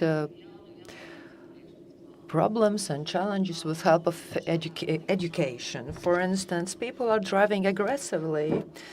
It's for the education institutions to solve. People lack media literacy. It is also for schools to solve. Education is important, and I definitely stand for it. But not everything can be solved by educating society. The changes in normality, as well as change in public mindset, is a very complicated and long-term process. From the studies, we see that Latvian society in general is quite aggressive and tended to radicalization. It is also reflected by how people act on roads, what their driving style is. Public attitude is clearly visible in what happens on motorways. Can it be changed? Yes, it can be changed for better, but there is no quick solutions. In social sciences, there is the so-called discourse theory. We can conceptualize by using different terms and different suggestions like carrot and sticks, and to look for different ways how to motivate the society to change. For instance, our study really caused an upstir in society. People got really angry by what we asked, by what we suggested, but it takes a long time, even decades, for real change to happen. What to start with? We started with awareness-raising campaign. Society really appreciated it, and it has proven a success. If a great solution is leading by example, if society, like general society, understands that traffic safety is important also for key opinion leaders, for sector specialists and policymakers, it will also become more important for public in general. In my podcast, I already mentioned that the driving in Latvia is a masculine thing. The main commentator was a man, and he said, yes, driving is for men, and if anyone has any objections, they can really step out of my car and stand on the roadside. He in the comments suggested that women should not be driving, and I am not a specialist, and I may not be a specialist in traffic safety and public behavior if I am a woman. So society believes that the driving is a masculine thing. And from that point of view, it is also a game on who is the strongest on the road. So we need to change this power play and show that professionals, for instance, police as well as traffic safety specialists, are the strongest on the road. So this all sums up to society and public mindset as well as hierarchy in society. So we have also heard about the concept of backseat drivers and those who know best how to drive and give always suggestions to the driver, and they sit in the backseat. there are backseat drivers, and there are also the same thing in the comments section of different social media. The general attitude, the general vibe in social media in comments is quite negative. What do you think, Oskars? When you read comments in social media of, on the news report on serious car crashes, usually people tend to blame the quality of the roads, and they say if there's only one lane going in each direction, if there were 2 lanes in each direction, and if there were other things, then no such accidents would happen. But it's not as bad as it sounds. When we look at the main state roads, the quality of those roads is quite good in technical terms and as well as in terms of speed, etc. The main state roads are in optimum quality for driving at allowed speed. Usually, traffic accidents are related to different other factors, not the quality of roads. When analyzing the most serious road accidents, some of the accidents have happened because of defective or missing pedestrian infrastructure. For instance, when there's no pavement or pedestrian roads and people have to walk on the roadside where it's dangerous. But I'm happy that in Riga or Greater Riga region, there's currently active construction of pedestrian infrastructure ongoing in Mārupe, in Piechowiak, etc. Another instance of accidents caused by road infrastructure is Granīta Street. It is on the border between Riga and Ubruka. There were 3 serious road accidents last year. And most of the accidents happen at the border between Riga and Jūrmala, where there is Riga infrastructure on the one hand and Ubruka infrastructure on the other hand, and different quality of road pavement as well as lighting. Mārtiņš, what do you think? I am self-critical as a person, and I know that the public always has opinion on what we as road maintenance authority should do differently and should do better. I also see room for improvement on the main state roads as well as secondary roads. So one thing is maintaining a good quality of roads, and another thing is informing road users on how to use the road infrastructure properly. Problems or challenges are sometimes caused by road sections of frequent speed limit changes like 50, 70, 50, 70. So we need to discuss with the policymakers as well as local municipalities and traffic safety authorities on how to make the traffic flow run more smoothly and evenly. Otherwise, the drivers get quite frustrated when they need to adjust the traffic to speed limits 50, 70, 50, 70 several times over a few kilometers. There were just a few road accidents related to faulty, defective, or unsuccessful road infrastructure.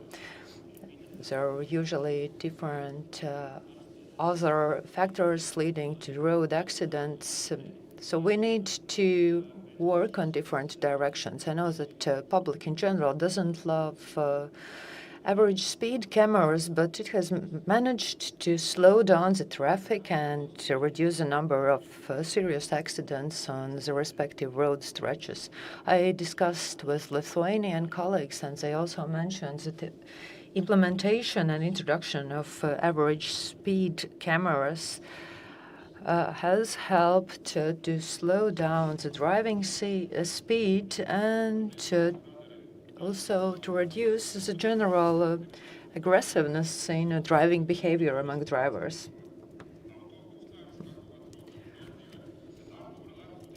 I haven't heard many complaints about average speed controls from the public or those with whom I have discussed. But what about the police? What is the opinion of the police regarding the role and importance of average speed cameras? Will you be replaced by them as police officers in the future? We definitely have a lot to do as police officers, despite the introduction of average speed cameras. We still have quite high work load and we lack labor force, especially in Riga. We are happy that different traffic control means and devices have been introduced to reduce our workload to more or less normal level.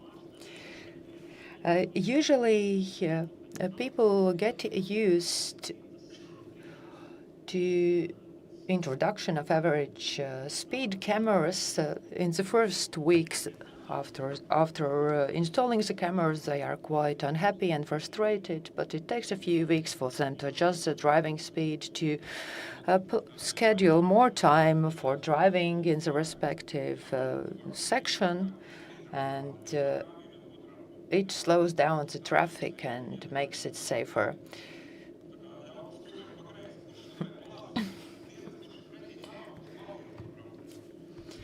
So you are the ones who have a preventive or punishing function, but what is the authority responsible for praising drivers and rewarding them for good behavior, like some kind of motivating authorities? Well, we see some kind of traffic control devices that rewards drivers with smiley faces in case of observing the allowed speed limit. Doesn't it make you happy? Let's say it's... Yes, but such traffic control devices are not adjusted to road conditions, weather conditions, so speed limits is quite a subjective thing. Yes, we as police officers sometimes also award campaigns to praise drivers on driving according to the allowed speed limit and to adjust their driving speed to the traffic flow. But sometimes we as society tolerate some breaking of rules, like driving slower at the stop sign or exceeding the speed limit only by 5 or 7 kilometers per hour. But it is not a sign of a good public quality. Recently, in one of the discussion festival slump, I remember one of the discussions, and the speaker said, I was in a hurry. I had a meeting in a restaurant in Riga, and I didn't have a place to park car. So I decided to park it in a place where it's not allowed, and it will be cheaper for me to pay the fine rather than be late for a restaurant. And she remembers that her child sitting in the back seat said, "Mom, are you really going to break the rules?" And it really resonated with her, and she was rather willing to be late for the restaurant and the meeting instead of breaking the rules and showing her child bad behavior. Great, you really answered, you really gave perfect answer to my question. It's actually our family, friends, and surrounding people who are holding us responsible, praising us for good behavior and condemning our wrong behavior. We are all the time receiving some benefits and rewards for the things we do. We also have better feeling when we behave well, and we are perceived by the society in general better if our behavior is positive. So there should be a balance between punishing and rewarding. But we should not exaggerate with rewarding and praising, otherwise it becomes something that is taken for granted and people get used to it. As to the impact of the passengers, when I look back at the serious road incidents happening over the last few years, I can remember also negative examples. For instance, like drunk passengers who are challenging the driver to drive faster. It's not always working in the benefit of the driver, but sometimes it can lead to negative and serious consequences. When it comes to road traffic, there's a lot of gray zone where you don't clearly know what to do. Should I drive faster in order to adjust to traffic flow, or should I go slower in line with the speed limit? Is it allowed to exceed the speed limit late at night with good weather conditions and road conditions? And people tend to believe that such small breaking of rules is allowed and tolerable, and it can lead to challenging behavior. Or sometimes drivers tend to compete on public roads by exceeding the speed limit by 5 kilometers, 10 kilometers, and even more. It doesn't even take real passengers. It is sometimes the real competition is happening in the head of the driver. Some drivers have a voice in their head saying, if I'm not bypassing anyone on that car on the road, other people will think that I'm a bad driver or I'm a slow driver. But such voices in the head are less extreme than opinions given by the passengers who are challenging the driver. So are you a coward? Drive faster, exceed the speed limit. Can you go faster? And it really impacts the drivers. And in our campaign, we are also raising awareness on the impact of the passengers and how important it is, and that this can lead both to positive and negative consequences. Driving is definitely not separated to what our public is in general. Driving reflects the quality of public. Driving is related to confidence and a feeling of superiority. But positive confidence, self-confidence can sometimes be challenging and even dangerous. We see that people are getting more self-confident with the rise of the artificial intelligence. People feel more confident, more competent, because they can find all the answers to their questions with help of the artificial intelligence, and it also overflows and impacts to other fields of life. People feel more confident and competent in terms of driving, and society becomes more polarized and radicalized. As a result, it is really reflected in aggressive driving style. Therefore, driving cannot be reviewed separately from public behavior in general. And another thing, it is really dangerous to use a rubber ruler for everything. So, in other terms, one size does not fit all. So, if we are hungry, stealing food is bad, but it's not as bad as exceeding the speed limit. However, the public believes that exceeding the speed limit is tolerable and allowed, especially when speed limit is exceeded by 10, 15 kilometers per hour. And so there's no size fits it all or flexible approach or to tolerability. People tend to cheat themselves, to lie to themselves, and to feel more comfortable when breaking rules, but it can lead to really dangerous consequences. The consequences on the road can be even more serious than in case of stealing for hunger. Another example is using phones when driving,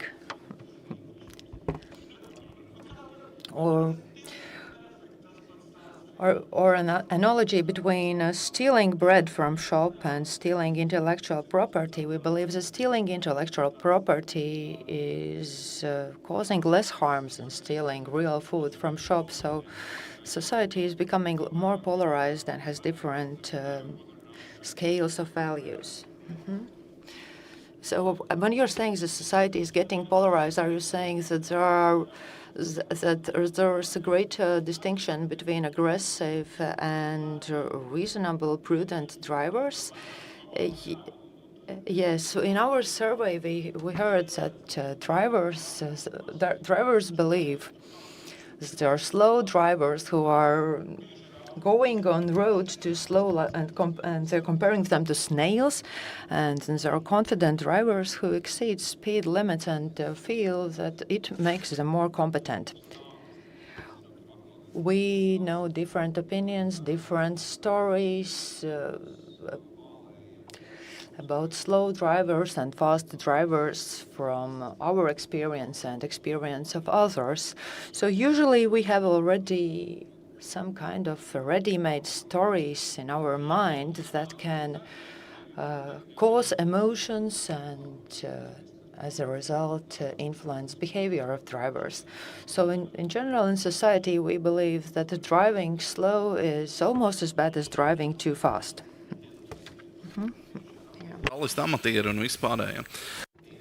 You said about former rally drivers. Well, we understand that technically on the road you can drive significantly faster, twice as fast. But in the world, there was a very efficient campaign. In New Zealand, there was a video, and the title was "Reduce the Speed because sometimes people make mistakes. They can fail." I mean, you can be Schumacher, their relative or something, but the others are not driving like that. If you're cursing, saying those others don't understand, etc., you have to take into consideration them too.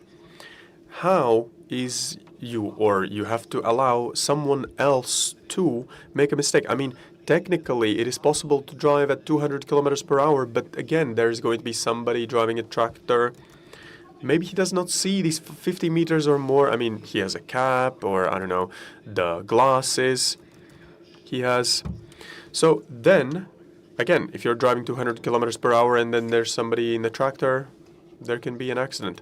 We have a series of research now, the second project already has begun, how or to much extent to how much extent following the road is like also predicting what others could do and how it is related to road traffic safety. It is related to road traffic safety. It is a topic which we can educate people in. It is maybe difficult to topicalize, I mean, while you're driving, I don't know, anything, or riding a motorcycle or a bicycle, but if we are gradually talking about it in schools and in various situations, it can be improved. It is exactly the story what Oskars is saying, that when you're driving very, very fast, you're not even thinking about somebody occurring out of nowhere, like a cyclist or tractor or something. I mean, even animal, yes. This is focusing the attention in a positive way. We should be thinking that the traffic is the environment for social interactions and how these interactions can be as successful as possible if you're thinking about what others think or what others do. When we are earning money, for example, we are thinking, oh, what do those others think, or how are we going to get to our result? We need this transaction, for example. Then we are thinking about other person, right? So because if we are conflicting other people, we cannot reach the transaction. But time is money, right? You have to be quick. Yes, but what is the value you want to achieve? In this case, there is no direct correlation, the quicker the better, because at some time it becomes even like too risky. You have to reflect on that. We're not even thinking about, oh, how it is going to be. I'm not, of course, having the probabilities. Niki Lauda there, if it's rain, I'm not driving in Formula 1. He was actually doing this. Yes, it's storytelling. If we want to understand how to act to improve the security, we don't need to ask people whether they like the drivers, whether they like the average speed cameras. They should be asked, do you want to live? Do you like to live? But okay, but what is the answer to the question if they like? I think many people would say it's okay. I like the average speed camera. See? Yes, you are forecasting already that there's going to be no crazy people around you when you're driving in these sections. Yes.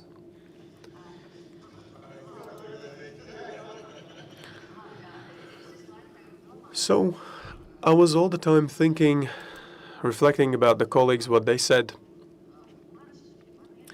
I think it came to my mind some kind of the traffic in Bali.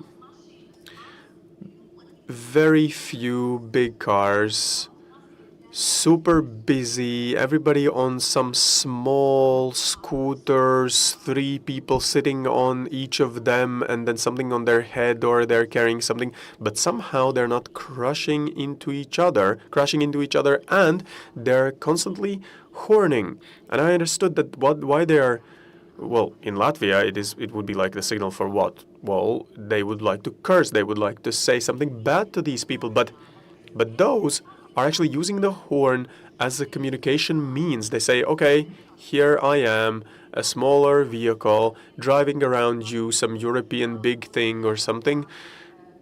And the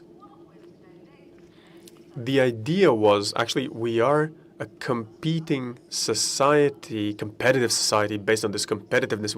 In schools, we have ratings, startups need to be quick to develop, etc. And so we are comparing ourselves, benchmarking ourselves.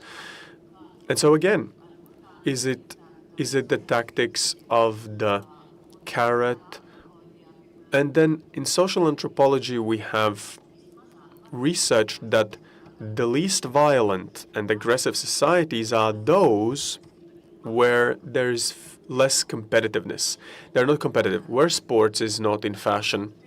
See, you said a good example. Why do you need a competition for just diplomas where everybody receives a diploma? But actually, very often, Scandinavian countries, they are considered to be least violent, least aggressive, but everybody receives diplomas there in schools especially, and that's true. And so this research for social anthropology was that Klaus Sedlnieks was telling about Papua New Guinea. He said, nobody's praised, nobody's scolded, but this is for centuries, and that is why there's no violence. I mean, I'm not saying that we do not need the police or punishment. I do agree that there need to be control mechanisms in place and security, sense of security. So there are borders. But at the same time, maybe our culture of driving on roads would improve if we did not perceive it as competition. A competition of who is driving better. Oh, I am definitely driving better because I'm driving quicker. Or, oh, that one is there being a snail. Or there is some guy from rural area or an old man. Just imagine a culture where each of us in our car is just loudly speaking to a person who is also driving. Well, usually we're saying bad things about them, but me including. But if we could somehow stop perceiving this as a competition, but as interaction, see, Zanda, what you are saying, I don't know if you were aware of that, but you said terms like culture, anthropology, values. It is very important. We conducted research 5 years ago, or maybe even earlier. We took data from all European countries, not European Union only, but Europe just more broadly. And then we looked at what is important values for the people there. And very stable correlation occurred that those countries where road traffic safety is valued higher, the power has value. So in our societies, we need power. I mean, hierarchy we're talking about. So some positive is important, but there are also negative aspects that maybe you want to gain power and influence over others in some everyday situation. So how to do it then? Okay, buy a bigger car, drive on everyone. Yes. Well, if you had a bigger car, beautiful, everybody sees, they see you as from that you have a position of power. But it's not enough. You should somehow also behave. You know, being rude is bad. And here, I mean, we drive as we live. So let us reduce the perception of power being valuable. Yes, because one important element is wanting to stand out, wanting to brag. It's definitely not good. If we look at the countries in the region like, okay, India, everything is actually bad, very bad. Okay, because their perception of life is different. But if we even calculate that, okay, there are so many people there, like billions, and then even 3, 4, 5 times more accidents. I mean, but so many people are born there. That is why it equalizes. Okay, natural selection. But, well, it seems that they're driving nicely and everybody's crossing it. Because you don't see the piles of dead people. The tourists, they stay alive. Okay. By the way, I just wanted to say that also they're one of the least competitive people. Bali is like, okay, I will now advertise Bali. So their culture, based on Hinduism traditions, like a lower, their Shudra, or the lower layer of society, they perceive themselves. And I have a hobby to be speaking with also taxi drivers and locals. Well, I do actually bother them while driving, so which is bad. But they say that the high schools, the universities, or creation of business, it means destruction of traditional culture. They don't even want this. They don't need this. They say, what if my child goes to university and leaves? It's so bad because there's nobody to be hosting the traditional events at home. So it's not an issue for them, the hierarchy and this position of power in their families. Okay, so they do not compete between the villages, between the people. I have a dream research I want to make. Oh, you are going to have it. Yes, I'm going to do it. I will try to conduct this. Bring the cultural dimension into following what's going on the road from the paradigm of the research. So the idea or hypothesis relies on what Yorzan is saying now, that Southeast Asia, there you can actually be a better representative of society. And there is competition, but not about bragging or driving a bigger car, but being inclusive or better for the society or better within interaction in the society. There, it's a different environment. So it's like being better means not standing out, not on the field of picking potatoes, not in opera, not anywhere. Yes. So I wanted to speak about also another thing. Maybe it's a question to Mārtiņš. So road traffic safety.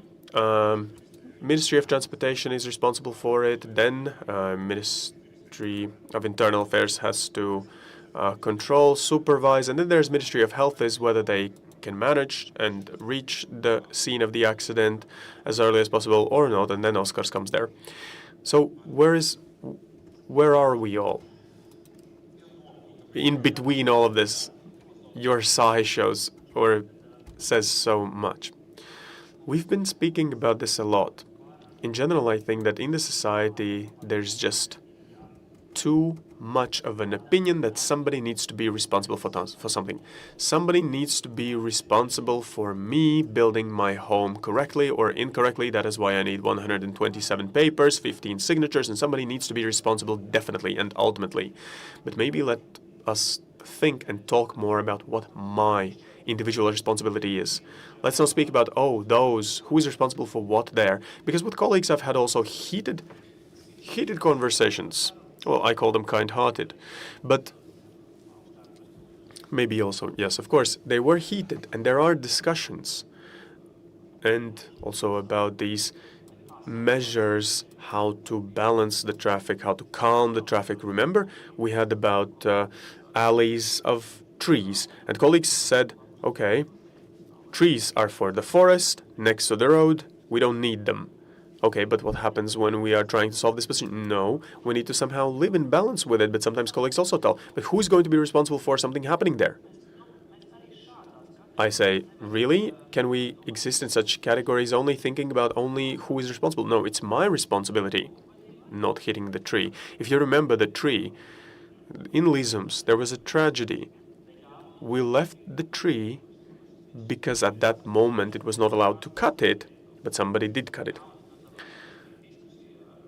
And I remember there was a discussion with colleague Kristīna Garklāve.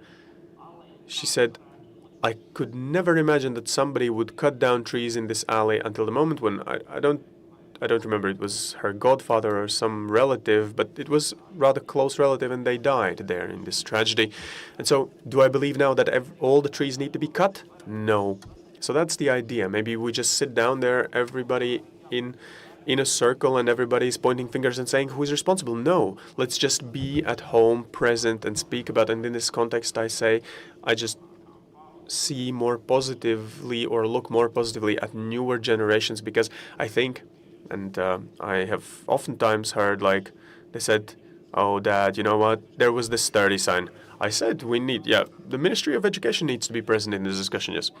But is it really school to be responsible again to say that something happens? Well, I think that we'll just see time pass, generations, and in general, the situation will maybe, head towards Scandinavia. Believe me, there are people who think that Scandinavia is a bad example. They say, it's a bad example, we don't need like them. Okay, so the question now, and also a question to Oskars. There are average speed cameras, new technologies, red light radars, sensors. Then there are bus lanes and everybody's taking a picture of you there. And so this supervision functions and everything has changed so much over the last years. But has it changed something about the character of road traffic accidents or behavior of people there? Well, I will begin. Personally, I think yes. I have observed that yes, indeed, it has changed. There are now new types of accidents. Now there, for example, putting fake or like forging number plates, yes, or putting wrong number plates. So sometimes they think that I will go through some more local roads and I will get through without a penalty if I go there or I'm quick or something. So now there are less in-your-face accidents, so to say.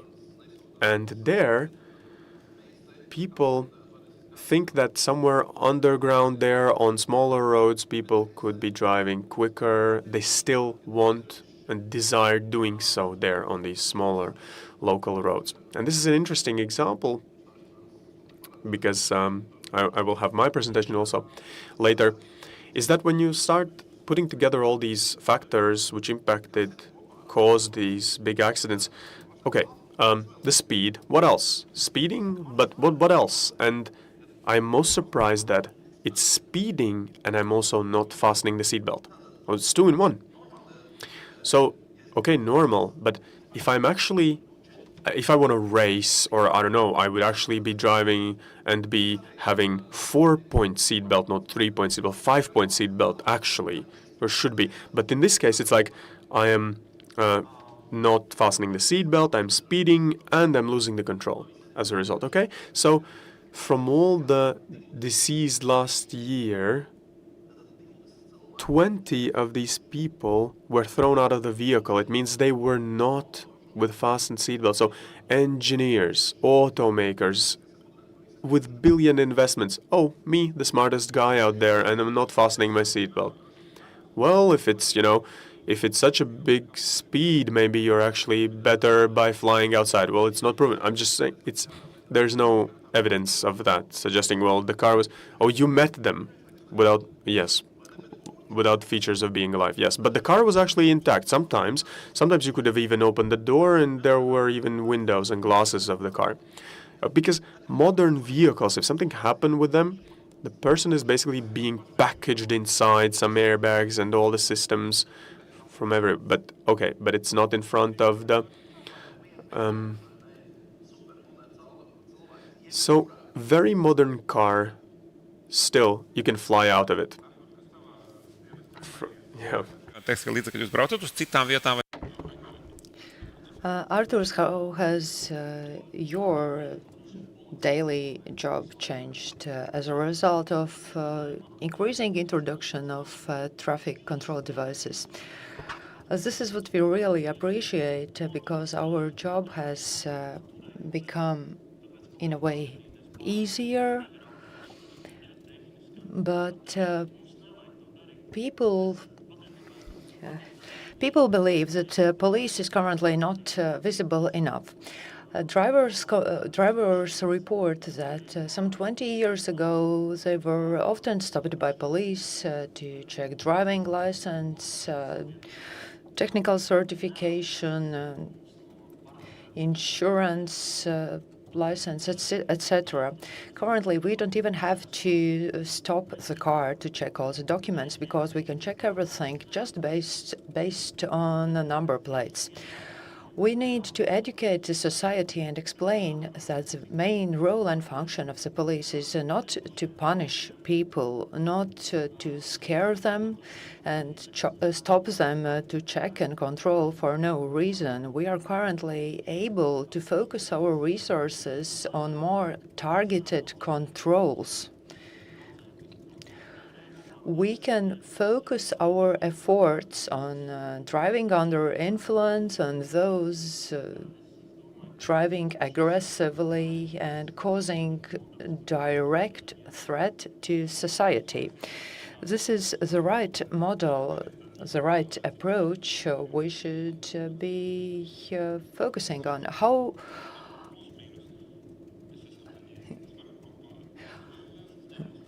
many of you are left-handed. So most of us, only 2 people are here right-handed. I would like to thank all the left-handed and right-handed people to come here, participate in the discussion, be in the audience, listen to everything that we are talking here about. So we need to become less competing, less aggressive, share power more efficiently, and take personal and public responsibility. Let us watch a video. The main traffic intensity is on Piechowiak railroads. More than 8,000 cars across these roads just in a few hours in mornings. There are a lot of road connections, and left turns are allowed. Left turn is the most dangerous maneuvers in traffic, especially in context of heavy traffic flow. It leads to serious accidents with fatalities on annual basis. As part of planned road construction, 9 road connections will be completely closed. 11 connections will be supplemented by additional main lanes, and in several of them only right turn will be allowed. From zebra ciems to skārda ciems there will be a separate road for cyclists and pedestrians to make traffic safer for all road users. I would like to thank all the participants of the discussion. All of them, a part of Oskars Sirbītis, can enjoy their lunch at the moment, but Oskars Sirbītis now has to give the presentation first. Lunch comes after that. We should step up our cooperation with a church to improve traffic safety. It is in Jūgla Street, as far as I remember, close to Gaļas hospital. There's a huge billboard with a text, "Jesus come." And there's what Jesus replied, "I'll come soon." And every time I drive by this billboard, I'm thinking, what happened in the minds of the people who wrote that?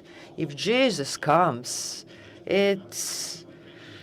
we are in trouble because it's the end of the world. But for some people, church and religion is really important. And for them, what could really work as a billboard of Jesus sees everything. What would Jesus do? Jesus sees when you are speeding or when you are ignoring red traffic lights. So, yes, let us step up the cooperation with the church. But the conference is going on. I would like to greet once again everybody who is here in the call.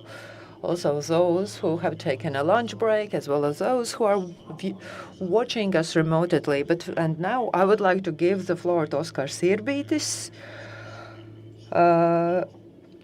head of the Serious Road Accident Research Product and Traffic Safety Expert from the Traffic Safety Directorate.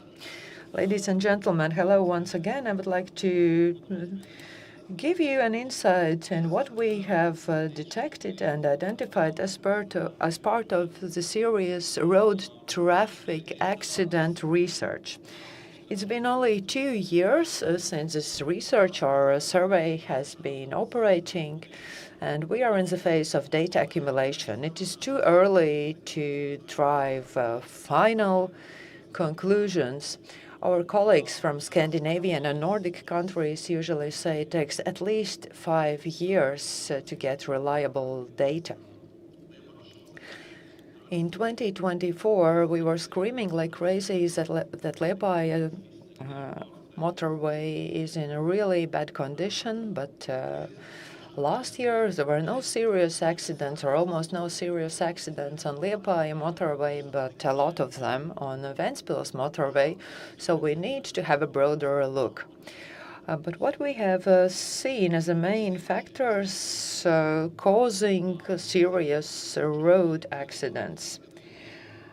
Out of 184 serious road accidents, speeding or inappropriate choice of driving speed was the main cause of accident. It happened in 112 cases of 184. The next factor in 76 cases is losing control over the vehicle, 54 cases driving under influence. We often publish statistics on the number of drivers who have been caught driving under influence. I agree with our Nordic and Scandinavian colleagues that it's not only drivers, but also pedestrians who are using the road under influence of different substances that can lead to serious incidents. So it's not only drunken drivers, but also pedestrians who are under influence of different substances who can cause traffic accidents when drivers have to stop suddenly or hit a tree instead of hitting a drunken pedestrian who just appeared on the road kind of out of nowhere. So in 53 of cases, serious incidents were caused by behavior of pedestrians. In 51 cases, the main factor was technical condition of the vehicle. One of the key points is the quality of lights, especially headlights. Another important defect detected during technical inspection is rust or corrosion. We often hear people complaining about technical inspectors being too strict when pointing out corrosion of vehicles, but actually you should be happy because inspectors have probably saved your life. If we see serious incidents with vehicles almost cut in half, usually they are cut in half in places that were subjected to corrosion. So according to our survey, there were practically no fatalities in serious accidents among the drivers or passengers in cars younger than 5 years. So new cars reduce the number of fatalities. So we need to thank not the drivers, but rather we should be thank the technicians, the designers of new vehicles and new safety systems. So there's really a reason to praise the engineers for making vehicles safer and more resilient to crash.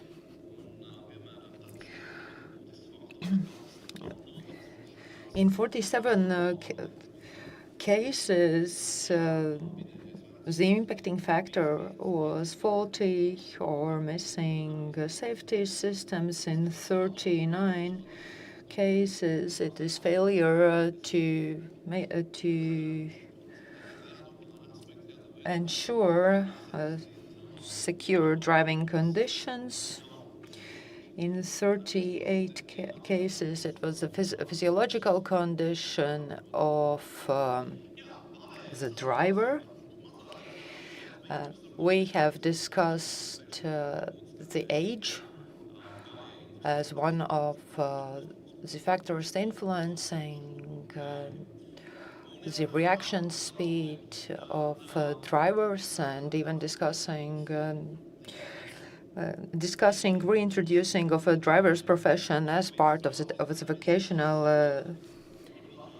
education. So other factors include weather, lack of skills, etc. But as I mentioned, the main factor causing serious road accidents is speeding or choosing wrong driving speed. Here we conducted a survey to collect the data on speeding. We heard, so according to our survey, the most popular driving speed is 104, whereas the speed limit is 90. People believe that it's tolerable, it's allowed, permissible to drive at 104 kilometers per hour, whereas allowed driving speed is 90 kilometers. But what is the difference? So here you can see what is the difference in case of this, as if only 14 kilometers. In this picture, the red car will have a crash, whereas the green car will manage to stop if it's driving at 90 kilometers instead of 104. In case of any unexpected road conditions, like a tree fallen on the road, those 14 kilometers really do matter. In a case of urban environment, the same applies to 10 kilometers. We tend to believe, what is the difference? So it doesn't matter whether I drive at 50 or 60 kilometers per hour when speed limit is 50 kilometers in city. But let us think about the pedestrians. Those 10 kilometers mean a lot for the life of pedestrians. If there is a crash involving a pedestrian, 10 kilometers really do play a great role. Kinetic energy is not the same as static energy in case of in case of kinetic energy, that is energy characteristic to objects in movement. These few kilometers can cause a fourfold difference, which is often the difference between life and death. Usually, inappropriate choice of driving speed or speeding is related to other factors influencing road accidents. Those people who are tended to speeding often also fail to use safety belts, as surprising as it may sound.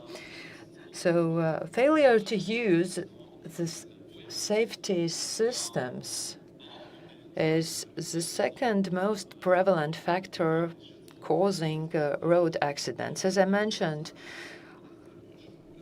out of the road traffic fatalities last year, 20 people died because they failed. They didn't use safety belts and they were just thrown out of the car as a result of the road accident.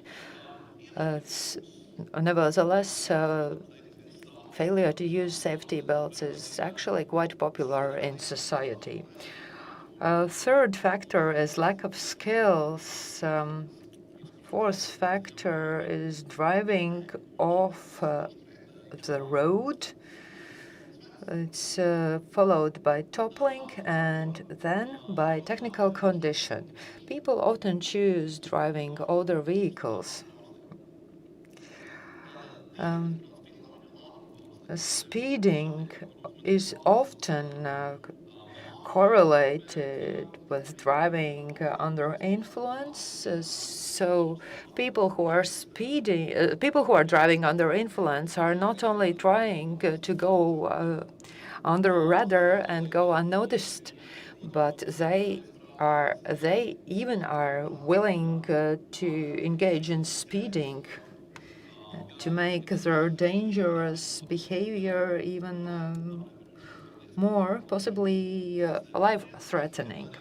At the same time, driving under influence is related to other factors causing road accidents, including lack of control, speeding, failure to use safety systems, technical condition of the vehicle, etc. In order to understand the main reasons behind serious road accidents, we should not focus just on one factor, but at the general picture and correlation of different factors and their interconnection. We should not only focus on promoting the use of safety belts alone. Often it is related to speeding, to driving under influence, overconfidence on the road. So we need to look at the whole set of factors and to raise awareness and educate society with holistic and comprehensive means.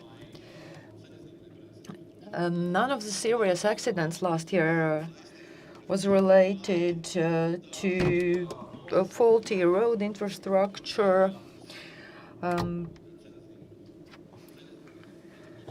But infrastructural impact on serious road accidents was related to such factors as a lack of infrastructure for pedestrians and cyclists, obsolete equipment, or obsolete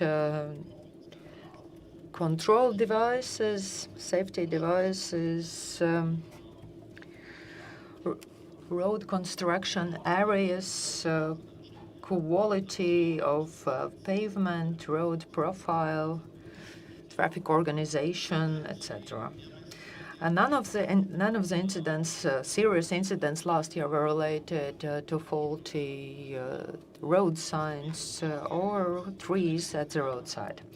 So if we choose the right driving speed, the correct driving speed, and we are patient enough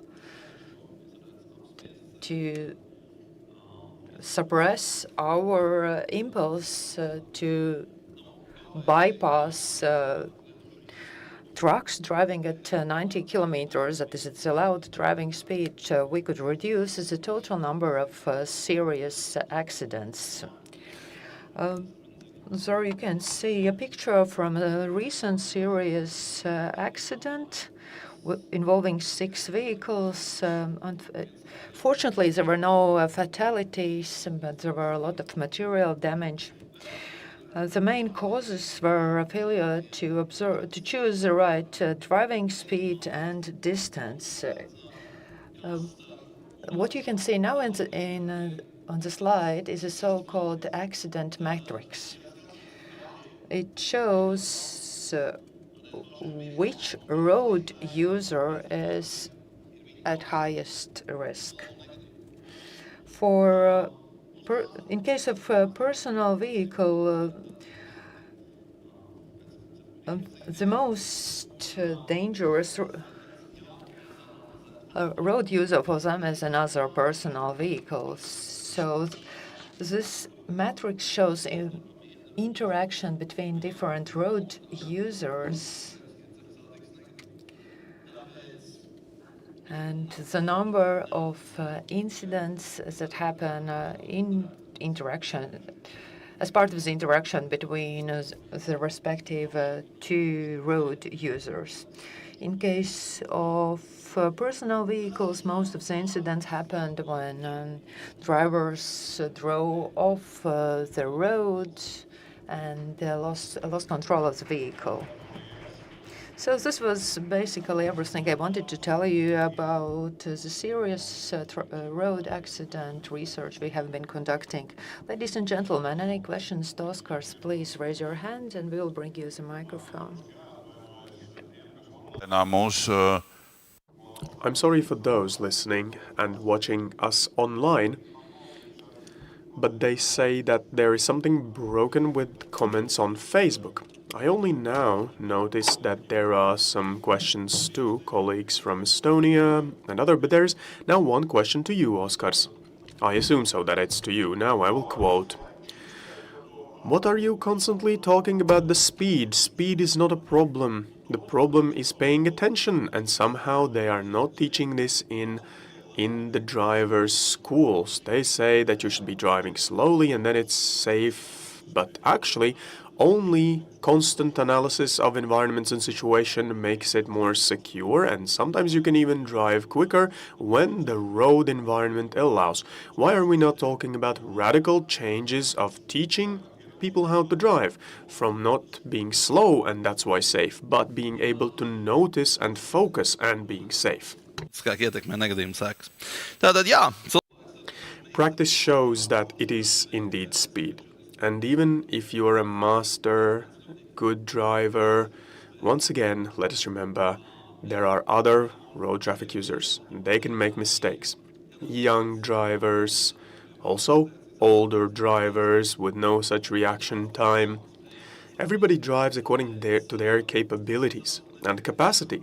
So I absolutely disagree that we shall not be talking about the speed. Speed is a correlation. It does mean these consequences. Because of the speed, you lose the control. If you're driving, then the biggest enemy for a light vehicle, for a passenger vehicle, is actually the driver. Because if they have not chosen the correct speed for the road conditions or for the curve, of course, there are some who can maybe focus and predict all the situations in the world on the road, but I have never met one that can predict any conditions. Conditions change, weather changes, and that is why maybe we cannot predict the moose coming out of the forest too.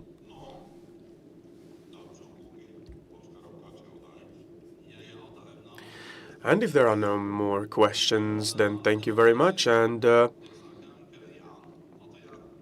as we began, we said now there is this record now in Latvia that it's 30 days without fatalities. It has never been in history of since the records began. I mean, now on the 21st of March, there was in Madona a heavy accident, and then the next died was only on the 20th of April. So this is the longest stretch of time without fatalities on the road. Yes, but unfortunately now we are counting once again, right? Yes, it's like 0. Yeah, okay. Days now since accident. Yes, thank you, Oskar Sirbitis. Let us applaud. It was a significant presentation. Now, those who have connected to us somewhere online, please send in your questions. Send in your questions by WhatsApp, over the telephone somehow else, or call, and the number is 22005531. You can send in your questions to the lecturers, to the presenters, and everybody else too.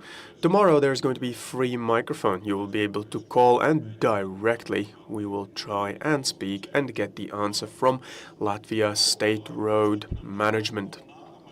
But we are continuing, and the next to represent Latvia Department of Development of the Roads, director of this service, Klaus Grieze, and he's going to be speaking about a very interesting tendency.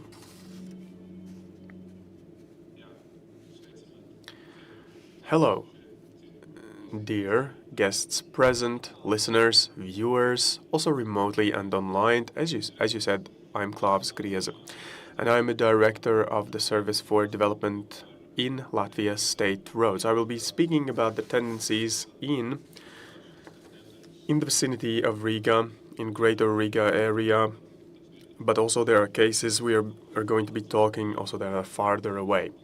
But now I'm talking about this bypass Riga and vicinity of it, and let's say, well, these are the busiest roads. Riga bypass has the connection with all the major roads, A4, Via Baltica section. It's like a heart for the network of our roads, and as we know, if there are problems with the heart, the body in general has problems, and also some limbs can have problems and other organs. That is why the tendency is also clear. If we look in data since the crisis in 2008, intensity of use of roads fell since then. Briefly, because since this fall, then where, for example, the increase for other roads has not recovered or is recovering very slowly to a higher level, but in Riga bypass vicinity, it is increasing more steadily. But also there are local roads, and also as we are maintaining and managing also the smaller roads and local roads and regional roads, and they, in the vicinity of Riga bypass, they are almost as busy in Riga as Riga bypass. The local roads where as if least people move, there are 4 to 5 times higher road than regional roads. So the smallest road in the network of Riga bypass is busier than another regional road in Latvia. Why so? As said by Mr. Kauliņš, Riga and Riga region develops, and statistics shows that since 2019, Riga itself, or the city center, which we understand to banks of the river, there the population decreases, but around Riga the population increases. The demand for living next to the city is high. Roads are becoming busier now. Roads are even becoming streets. They're servicing the needs of the people living there, and also they have junctions and connections to territories next to these roads. Not only the population is interested in living next to the bypass, but also businesses. Businesses are interested in developing business, specifically there in this area. If you look at the data for 2024 and 2025, now this business intensity there has improved by or increased by 89%. So it is both people who want to live and also businesses see the advantages provided by this bypass, and also it poses specific problems. But I will show now, I will illustrate it better because a couple of examples will show it better than many words. This is historical, so 90s, end of the 90s, this is satellite picture where you can see Tēriņu Street, or the street or the road leading to Jaunmārupe, which ends with the Jaunmārupe municipality council building. And so you can clearly now see how big and active building has occurred, how many streets, how many more connections. This road, even though it's called the street, it's actually our property as a road.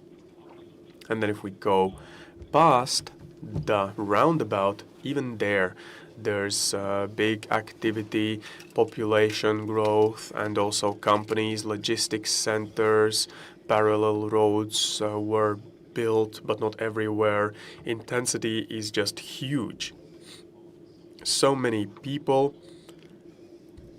do want to drive. There are even radars, traffic lights, and this road has become the street.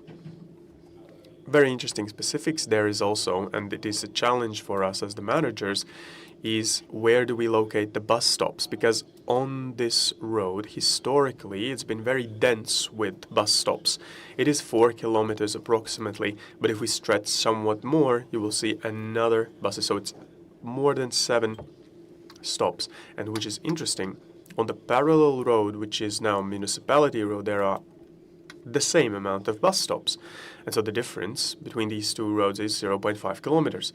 For us, from us, they're requesting some pedestrian walking areas, cycling areas, but we have parallel infrastructure. On our road, there is Riga Satiksme or Riga traffic buses, but regional buses on the parallel roads. In such cases, maybe we should just think about rationally servicing the society on the parallel roads and improving the safety on the regional road.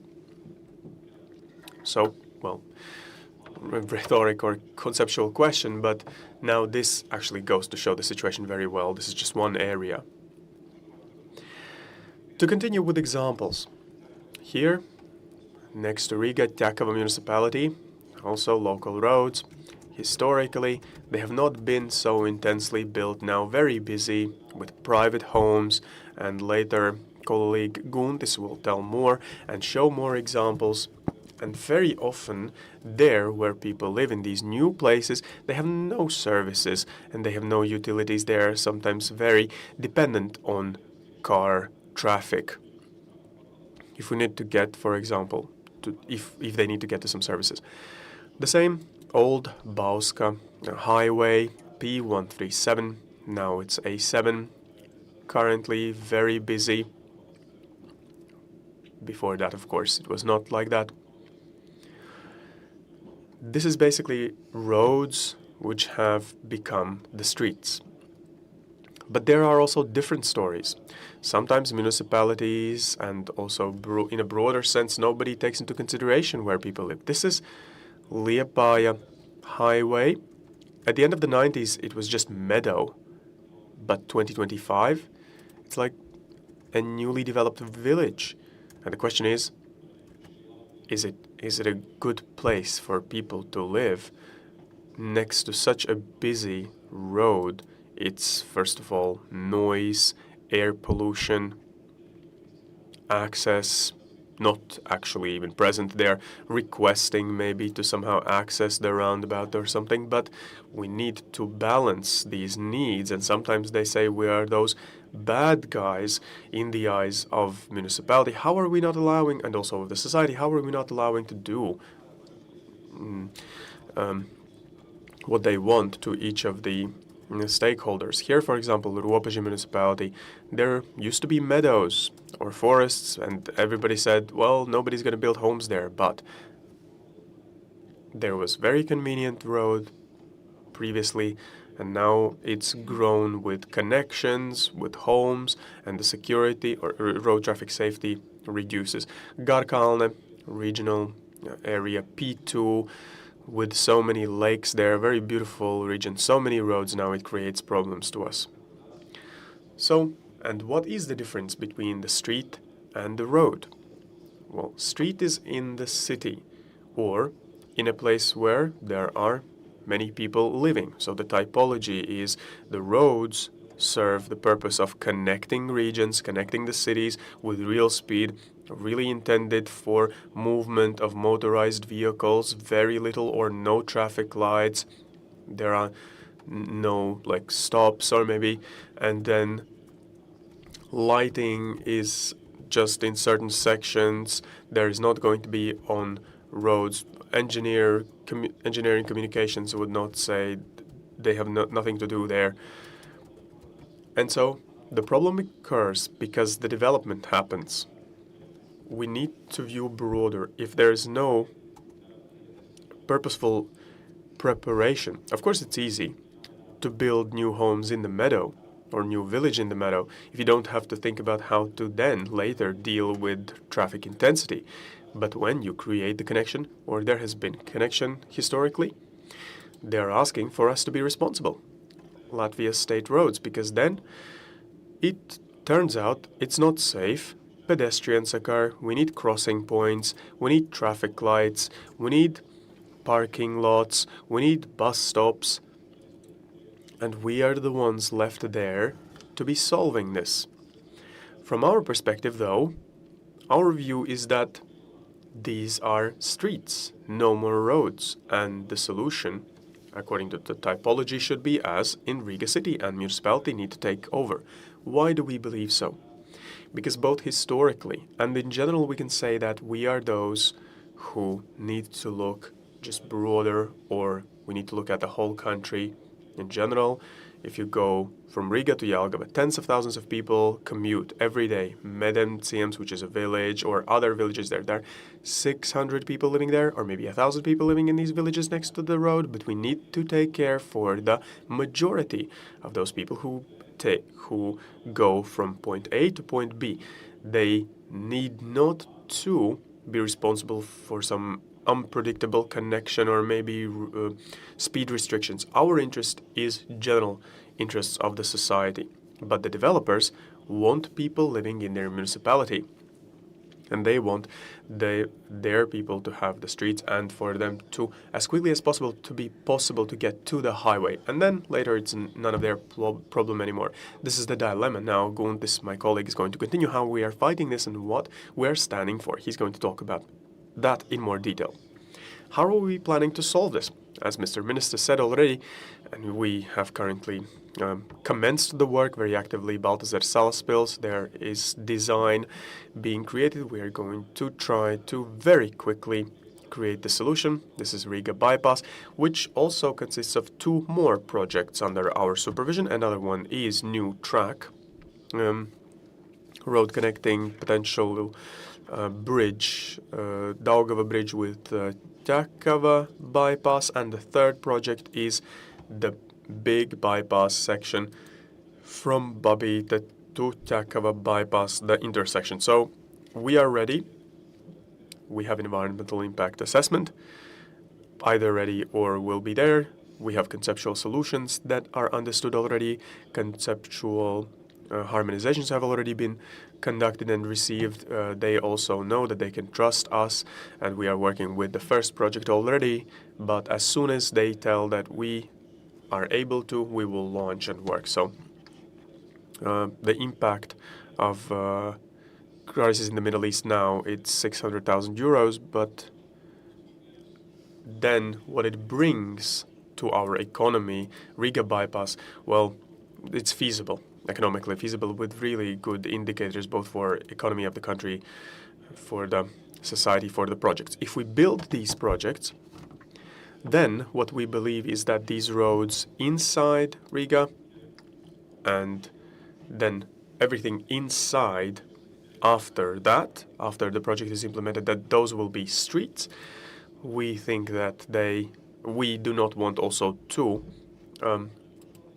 we think that municipalities need to take over these roads and need to be able to develop their territories as they want, and even like big streets, because as I said, for example, this Mārupe road is no more a road, it's the street, but it's one of the major streets. It's a major street bringing, like Brīvības, for example, one of the main streets in Riga, which brings people out of the city. And so for us to be successful in our road traffic, of our road network in general, then this is the direction we should go in. And there is progress, because there are municipalities which understand the situation. They understand the dilemma. They understand the road, Latvia state roads, and they are taking over the roads slowly, but they can realize their projects, their desires there, and we are asking, and I personally am asking, I just want for all of us to have a successful work together, and we would like to see the cities take over the roads and then be a responsible managers and supervise it. Well, why? As Mr. Kauliņš also said, and I think similarly, that now in many cases that if you need to go through the heart, through Riga, they sometimes say, go through Riga. They don't say go by bypass, along bypass, because it's actually oftentimes quicker. This is Google Maps screen showing exactly that. And due to that, we have more traffic, busier traffic jams. People are forced to be sitting there, and we need to solve the problems of typology, and we need to be those bad guys, quote unquote.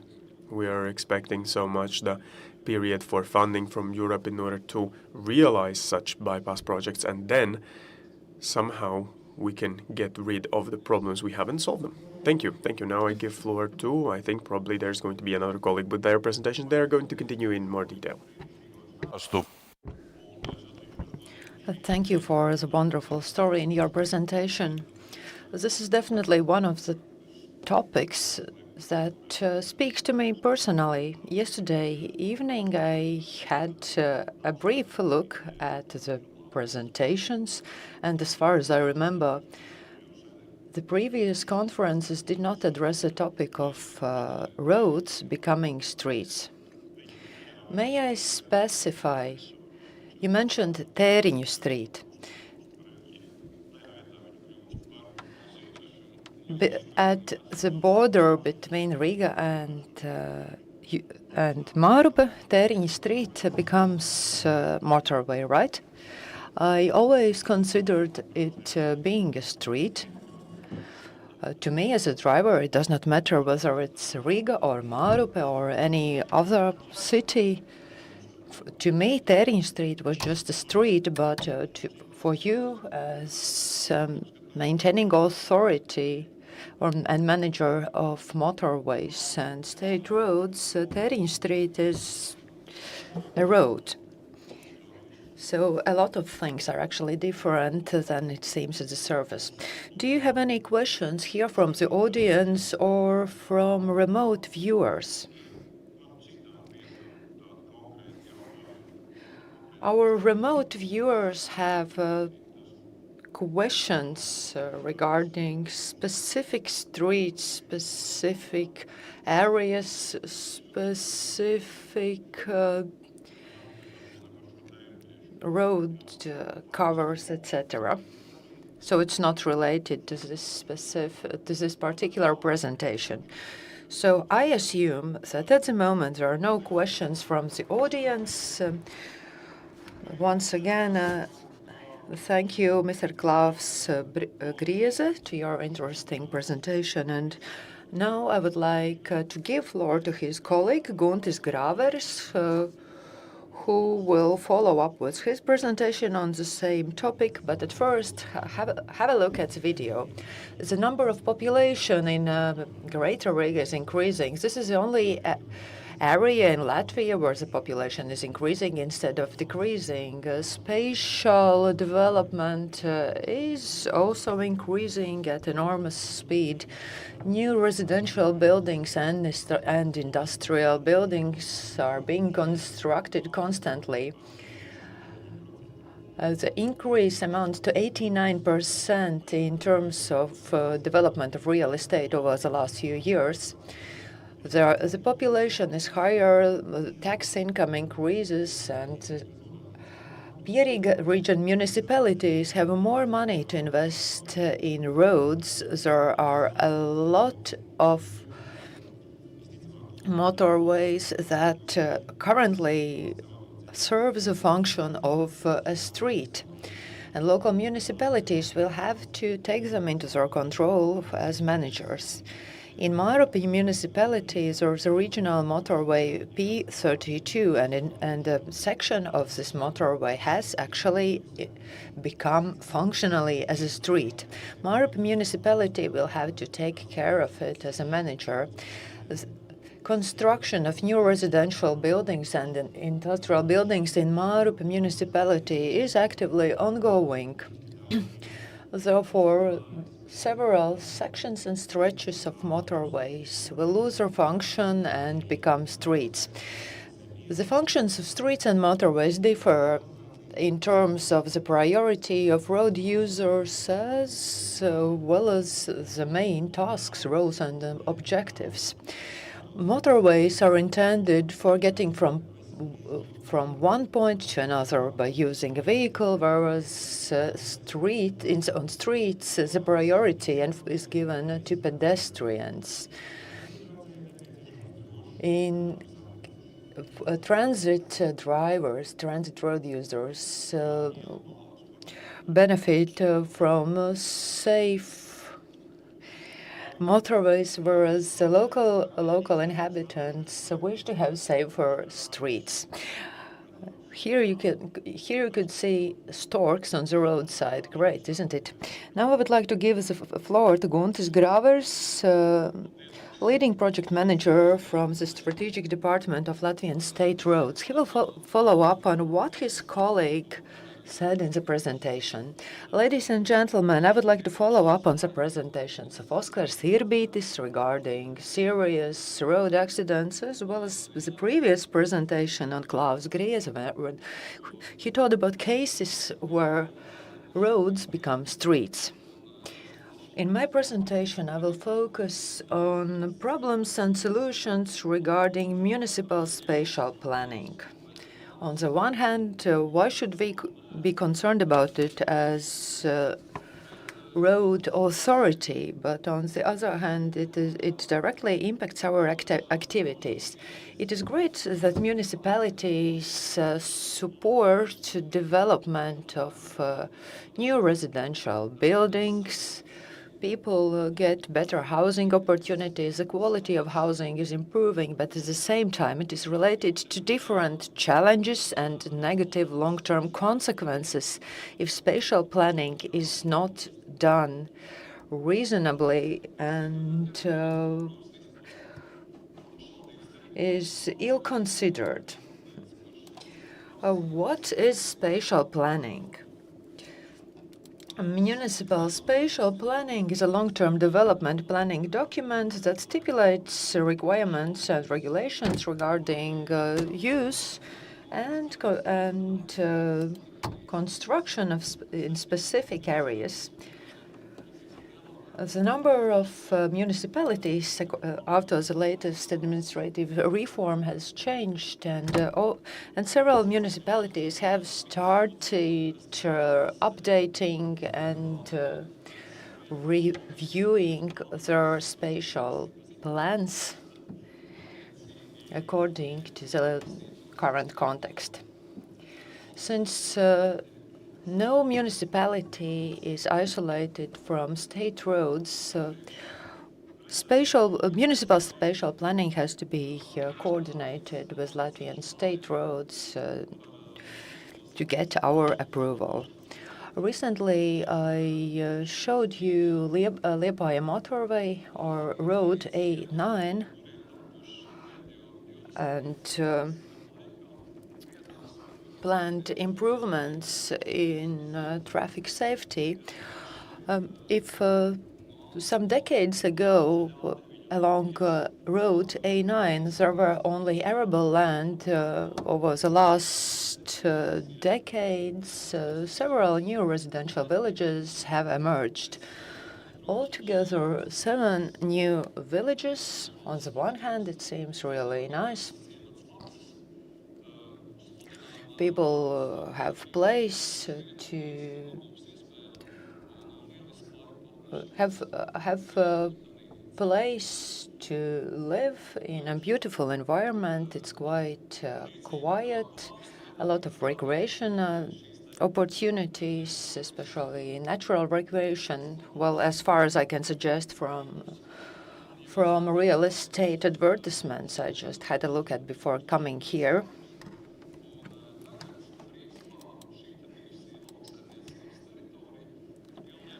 But in the slides you can see the development in the respective area, specifically the village Lapsas in Mārupe municipality. From an arable land, it has become a residential village in a matter of about 20 years. But the problem is that municipality issues building permits but does not address access issues, does not create parallel road network or provide different public services available. In such residential villages at main motorways, often there are no necessary services available, for instance, shops, educational and municipal institutions, medical institutions, etc. As a result, inhabitants have to travel. Municipalities do not consider road safety when providing building permits.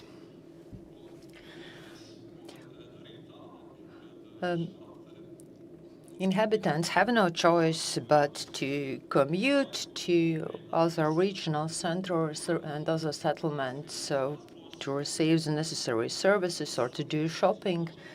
People get used to making uncomfortable, even dangerous driving maneuvers.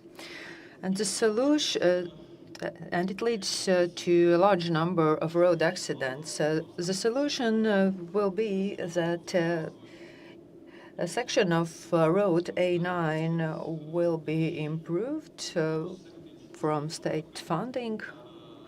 It will require funding of around 6 million euros.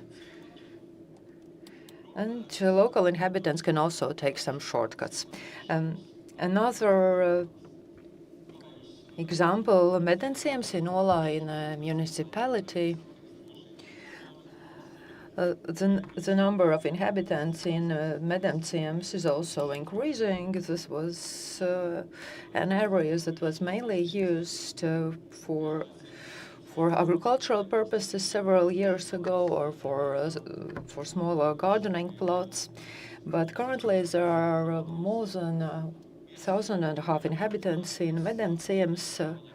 The traffic safety was improved by introducing some measures a few years ago and prohibiting left turn, but a further development to improve traffic safety has stopped at the moment because the local municipality lacks funding for that. What is a problem common to different such newly emerging residential villages?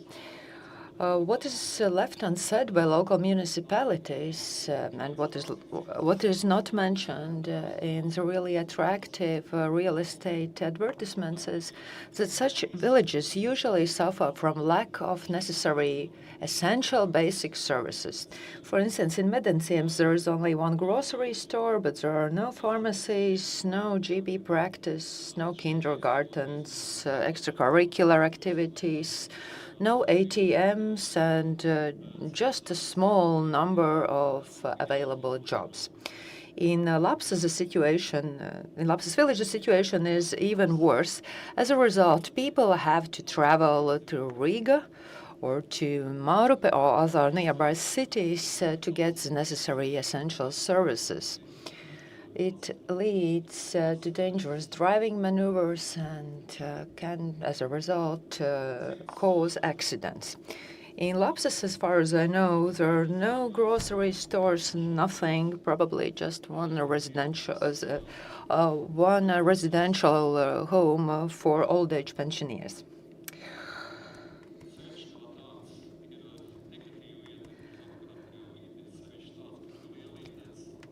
But let us look at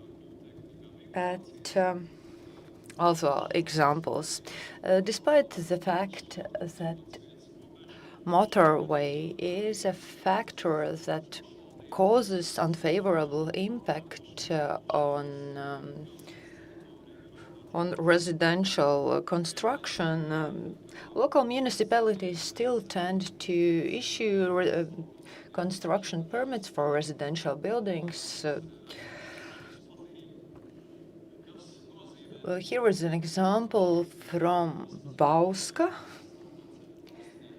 It is motorway A7. It is a state motorway controlled by the Ministry of Transport. And usually the plots the plots nearby the motorway suffer from such problems as increased noise levels, dust, higher risk for safety, etc. But the local municipality in Bauska has issued a permit for residential construction in the nearby area of a motorway. We provided a negative opinion on that because we will often be blamed for the high noise caused by the motorways. Usually municipalities take the decisions just based on the availability of free land plots. Here is another solution. It is Also in Riga region, Mārupe municipality, on the one side of the motorway A5, there is Piechowiak town, and on the other side, a residential village called Priekšciems is located. It started developing around 20 years ago, and back then the developer promised to introduce safer solutions for pedestrians to cross the village, to cross the motorway. One of the suggested solutions was an overpass, but the solution was not fulfilled. And for several years, there were no infrastructure for pedestrians. Recently, a traffic light and pedestrian crossing was introduced, but this is a state motorway with heavy traffic flow, and this solution with traffic light is reducing the speed as well as the flow of the traffic, and it's unfavorable both for pedestrians, cyclists, as well as drivers.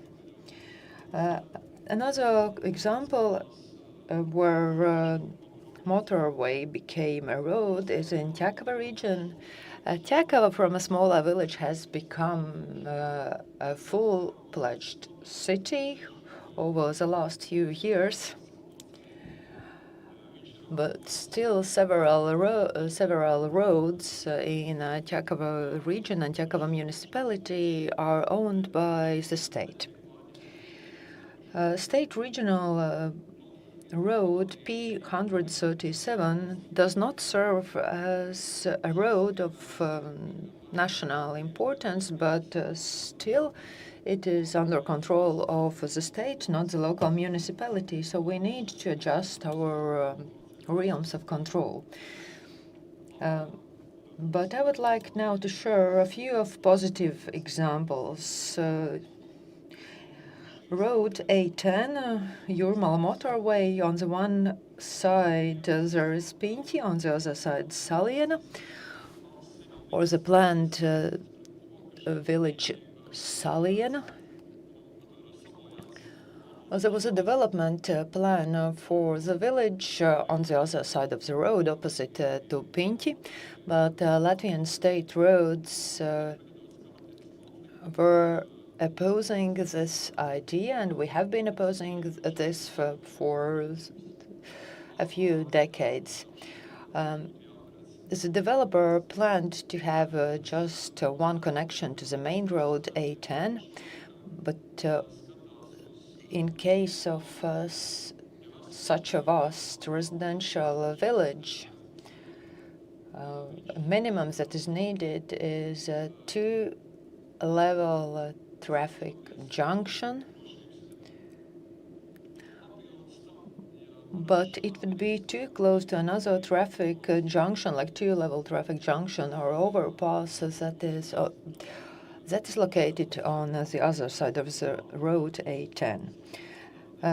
Alternative solution would be taking a bypass that would considerably lengthen the distance for turning. A two-level traffic junction or traffic hub is one of the compromise solutions, but it can lead to conflicts and, as a result, to road accidents. So two-level overpass is not the perfect solution, but it is one of the options. Another positive solution is from Tukums municipality. This is another case where the boundaries of the city kept increasing and overlapped with two state motorways, P98 and V1442. A local municipality has started the procedure for taking control over those roads that are currently under the responsibility of the state. One more example, Limbaži municipality took over control for motorways P11 and P12. The decision to take control over these state motorways and to make them under the realm of the municipality was taken because Limbaži city was expanding to include Ozolaina village. When it comes to sustainable municipal planning, one of the solutions is micro-mobility and infrastructure for micro-mobility. Positive examples come from Ogre municipality. Pedestrian and cyclist infrastructure was developed and opened last year along Daugavpils motorway A6 from Ciemupe to Lielvārde. Robaži municipality is currently designing pedestrian and cyclist infrastructure along roads P4 and P5 in specific sections. And another example on pedestrian and cyclist infrastructure is from Ķekava municipality near Riga hydro power plant. In Olaina municipality, there is a specific area earmarked where construction has to be coordinated with the Latvian state roads. Several municipalities, not only Olaina, have introduced such solutions or conditions in their spatial planning documents. In case of construction or property development, this helps to look for solutions how to reduce noise and different other problems characteristic to motorways, as well as avoid making new connections to the main road. What are the main reasons for problems and challenges? We believe that the main challenge lies in the approach of municipalities as well as local stakeholders and policy makers. Latvian state roads is only reviewing the permits and providing our opinion. However, despite negative opinion, local municipalities still can continue with their plans and issue the permits as well as approve designs despite our negative opinion.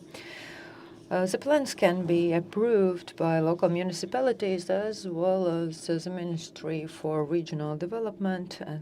It results or it leads into poor traffic safety, people ending up in areas with increased noise levels, dust levels, and other problems characteristic to living nearby the railroad. And later on, the municipalities require the state to solve the complaints of the local inhabitants by using national or state funding. When creating villages where the services are necessary for residents, but they are not actually available, the requirements of the Cabinet of Ministers regulation on spatial planning, use and building have specific provisions stipulated. And it's paragraph 61 states, when planning new villages and expansion of urban or existing urban or village areas, they shall be made up of complex, compact and self-sufficient, providing for transport infrastructure, linking the local government road network to the state motor road network. Diversified use of the territory with a possibility of providing the population with the necessary amount of services, etc.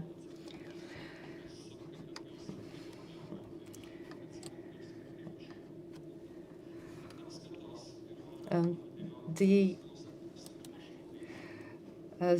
regulatory framework stipulates different requirements regarding municipalities, but sometimes municipalities find a way how to bypass them and or not to fulfill them as needed. There are a lot of challenges caused by that. First of all, existing legal framework does not facilitate sustainable environment in municipal areas. Safe and sustainable solutions are expensive. Therefore, they are not used as often as expected, and it leads to compromises that can later cause different problems and challenges. Riga region is the one with the most active spatial planning and area development. When developing spatial plans, road safety is not among the priorities. So what could be the solutions? Long-term solution would be change in mentality, change in mindset regarding traffic safety and spatial planning. It were great if real estate buyers thought not only about the beautiful slogans in advertisements, but also would think in long term. For instance, what happens when our kids start going to school and there's no school in our village and we'll have to drive them on a daily basis? What about the shops, medical services and everything in the village? Will we really be able to commute for all the services we need? But the current solution could be to step up the cooperation with municipalities and spatial planners and to increase our dialogues. Any questions from the audience or from the remote viewers? Paul sent in a question. You mentioned noise maps regarding Bauska. When it's planned to update noise maps for Latvia, especially in Riga region, we have started procurement. So we believe till the beginning of the next year, new noise maps will be developed. I have a question regarding the potential two-level overpass between Piņķi and Salien. Is it just a utopian vision, or are there some specific concrete plans regarding construction of that? It does not depend from us, but it depends on the willingness and readiness of the investor. There will be a meeting in nearest future, but when and if the construction will take place, I'm not sure. Ladies and gentlemen, any questions from the audience? Paldies. Tagad ļoti, manuprāt. Thank you. And now I think a very, very important presentation. It is going to be the story about how we look at all the elements that together look at road from a different angle.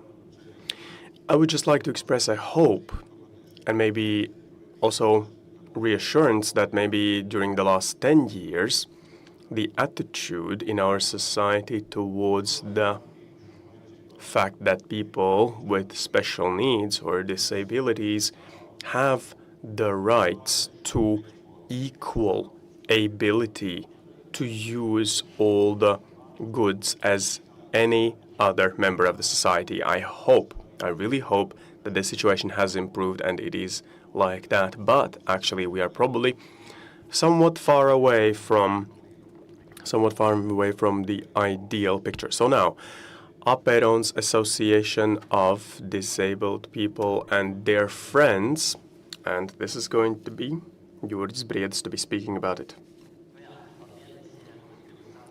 Yes.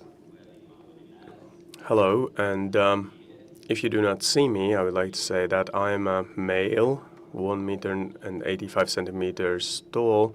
I have a dark gray sports coat and blue trousers. So why am I doing such introduction? Because I want to remind that there are people with various kinds of disabilities. Maybe somebody doesn't see. And in today's case for the presentation, we're talking about the mobility. Now, what does any construction begin with? With design. And we design the road first, and then we commission the road. And in the first stage already, there's the task for the design of any road or construction. And the client usually says, for example, well, at best, they would say that there are going to be environmental requirements to be complied with. But what exactly? It doesn't say. And if the client doesn't know, then I think we should ask the client. Can they then introduce the supplier with what the road is going to be? Okay, it's clear that if it's outside some residential area, there are one requirements regarding the accessibility of the environment for it to be used.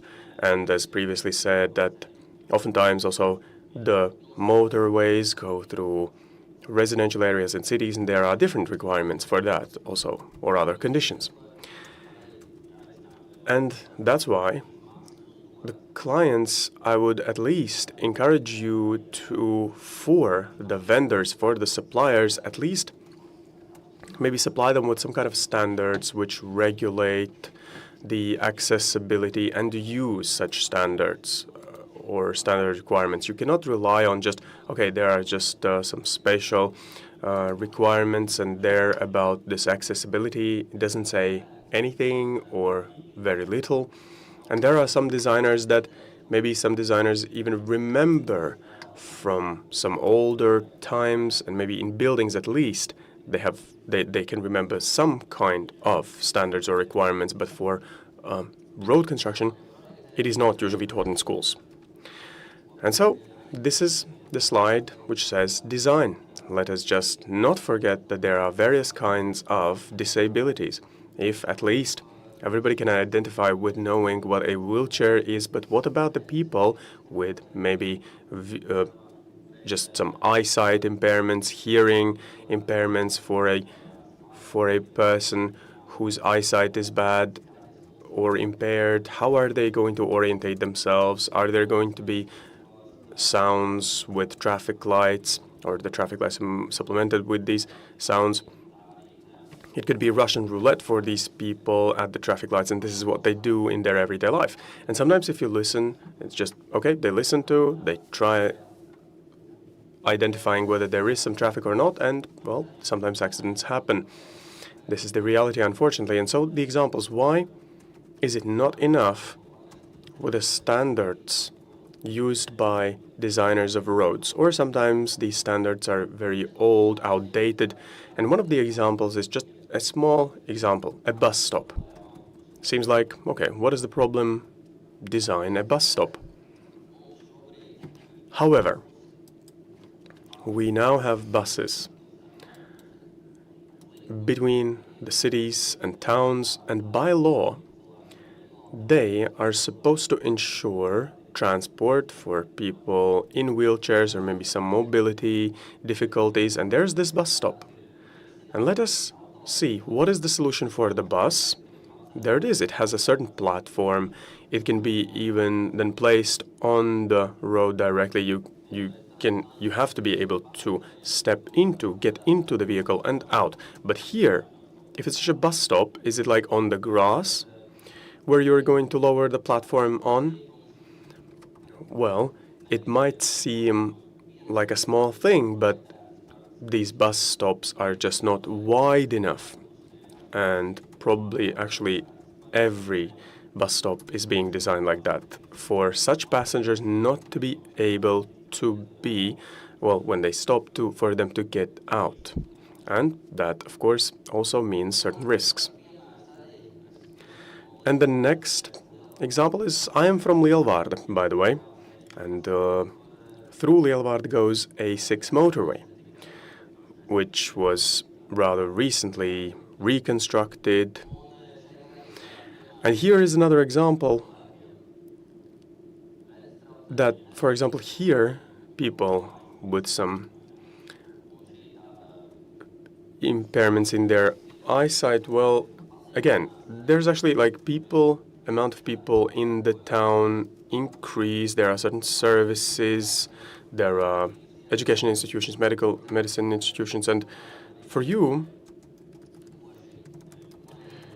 as a person with visual impairment, you have to be able to securely walk or move around, and then the designer could have like guidelines. Maybe you've seen like lines with some for the person to be able to securely orientate themselves on such sidewalk, and sometimes this also traffic light sound also sometimes works, sometimes does not, or when it does, it's actually too silent. Here's actually good examples how these guideline systems should be created for visually impaired. And here are a couple of examples. I could be talking for hours actually what you can include in the design, but in order for us to understand just briefly, if you have to comply with, just to say that is not enough. Because I would also like to encourage the clients to consult environment accessibility specialists, some experts, some locals who understand how everything works, what are the buses available in that particular region, what are the objects that are important. Maybe there are some group apartments for the people with disability, maybe there is some social care center, or maybe, and there are some additional requirements that have to be taken into consideration. And in the end, the construction works.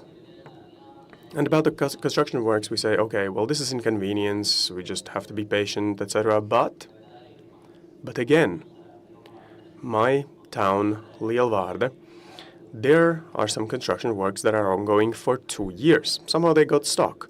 It's not Latvia state roads. It was the municipality road reconstruction. What is it? Does it mean that you're not going to walk along this road for 2 years? If you have disability, we're not even talking about like serious disability. Maybe you have some mobility difficulties. Maybe you have some support frame you move with, or You can't tell these people, don't go to school for 2 years, or don't go to work for 2 years, or elsewhere. What is the solution then? I mean, again,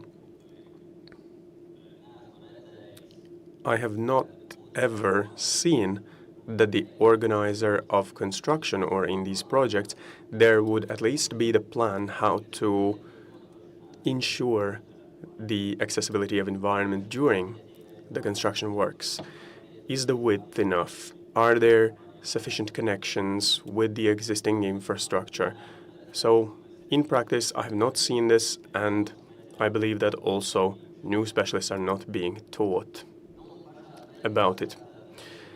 And in the very end, we just need to understand, we're often reminded that they say, you know what, but in this village or here, I've never seen the person in a wheelchair. Let us just understand that what we are designing, this is going to stay there for 10, 15 years, and the society is becoming older. And if you are, for example, somewhere abroad, you would even see that these are mobility scooters for elderly, and sometimes these people are active even in 70s and 80s and 90s, and they want to move, they want to participate in events. You just can't say that, oh, you're 80 plus, then just sit at home and wait for your hour. People want, and we also will be there, and we will want to be active. And this is exactly the example how we are forgetting about such people. And now, since April the 1st, there was a decision made that if the transport vehicle is driving exceeding 6 kilometers per hour, then it's a transport vehicle unit and it has to be driving on the road. And thus it means that also that people with disabilities with these mobility devices and scooters, then they can drive at 10 kilometers per hour, and even if you add some and somehow modify them, they can be driving 15 kilometers per hour, then they are no longer be able to drive on the sidewalk. So it's like an example. Sometimes we do concentrate ourselves on just rules very strictly, and we forget about there being so many different kinds of people. Thank you so much. Indeed, this makes you think and wonder, and this thesis, well, if I had not seen anyone in a wheelchair in my village now for a couple of years even already, then it doesn't mean that tomorrow or in a couple of days' time you're not going to see any. Are there any questions to the lecturer? We would like to have to be microphone passed. Hello, I am Mārtiņš from Project 3, the company, and during the last 2 years, and I'm representing this as a designer now, during the last 2 years, Latvia State Roads in their tasks are actually asking this environment accessibility expert to be attracted in order for them to evaluate the project. But when it began, we were interested in first, where are these experts? And then we asked the question, how can one become an expert in this specialty? So there's a certain direction. And we did receive an answer that currently the experts are very few and there are no such courses or programs for them. Maybe something has changed in this direction. Could you tell us? And I think it would be useful both for education area, and I think that it is actually beneficial to broaden the scope of people who know these people. Well, expert education with certificates. This program was developed by the Ministry of Welfare. It was last year, and we don't know when there are going to be new expert training and when they will take place. And you need to also understand that these experts, if you have not been for a long time in this area, it's not something like just listening for something for a week and now you would know everything.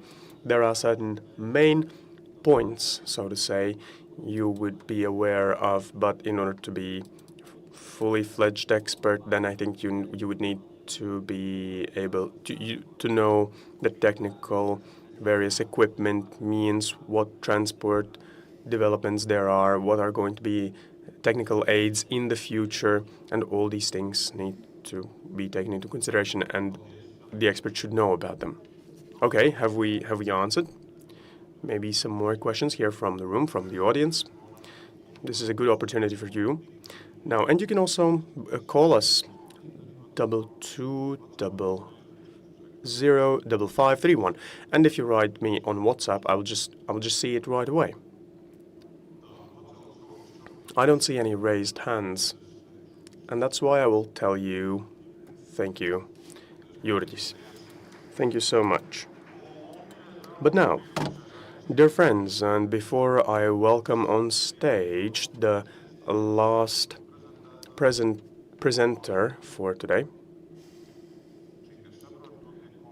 if I understand, okay, so one person is writing that, oh, there's conference going on.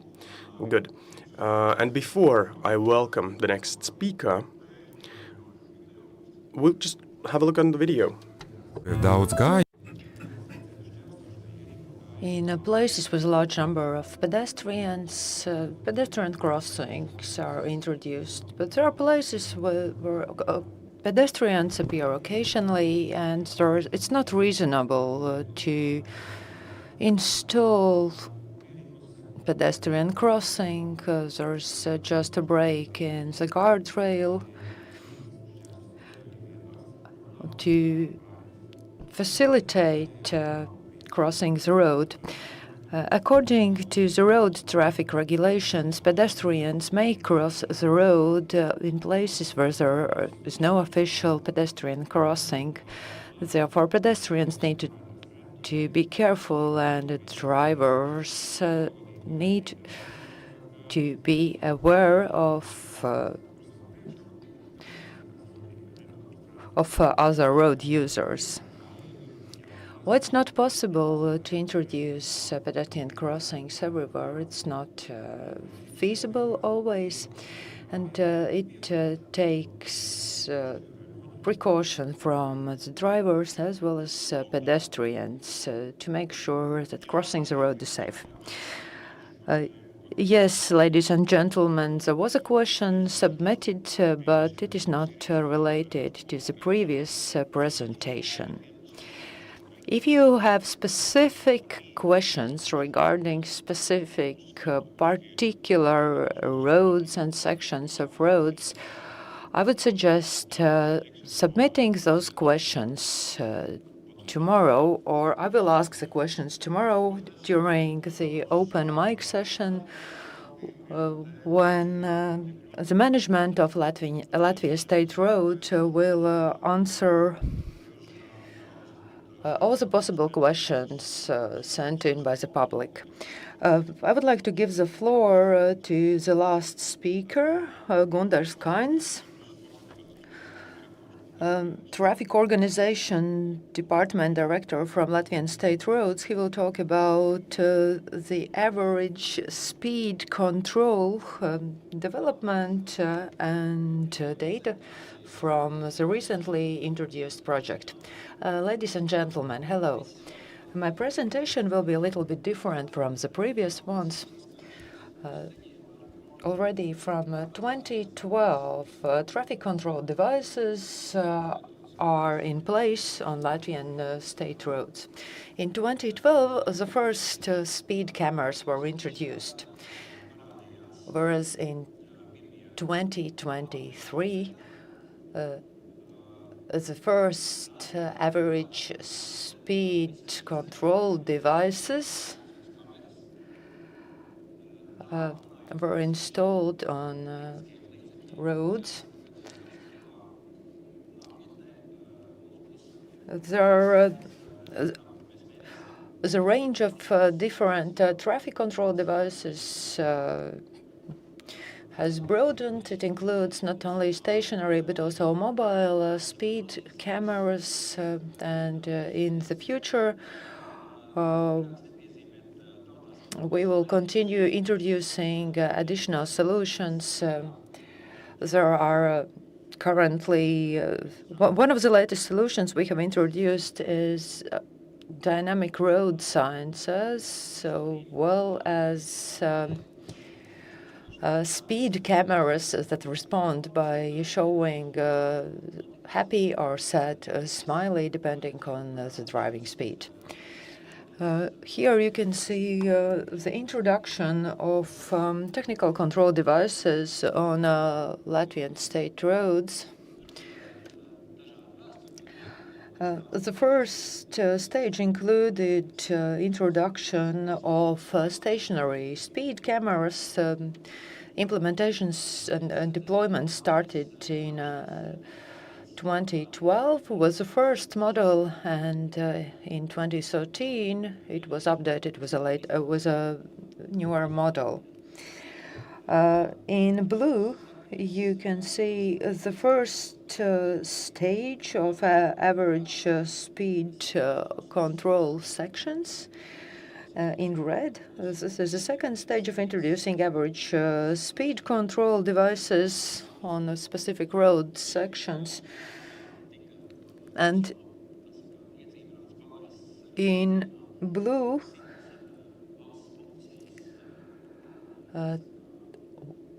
100 high-definition photo cameras that were installed on Latvian roads in March this year. And this is a joint project between the state police and Latvian state roads. Altogether, there are 31 sections of average speed control with the total length of 312 kilometers.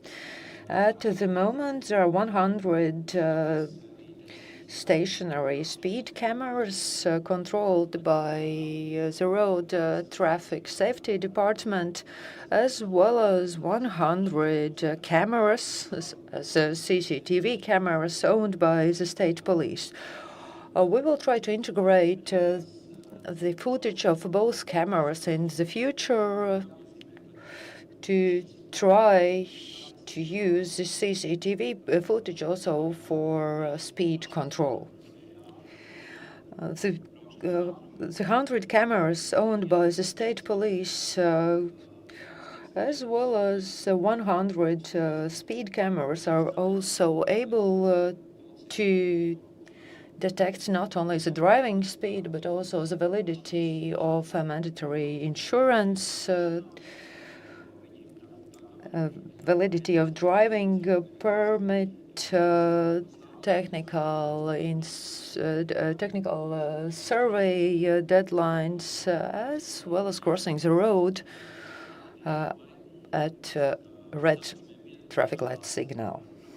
So both sets of the cameras can be actually used for different purposes. We can also use the cameras to check whether the driver of the specific car has paid road traffic taxes, etc.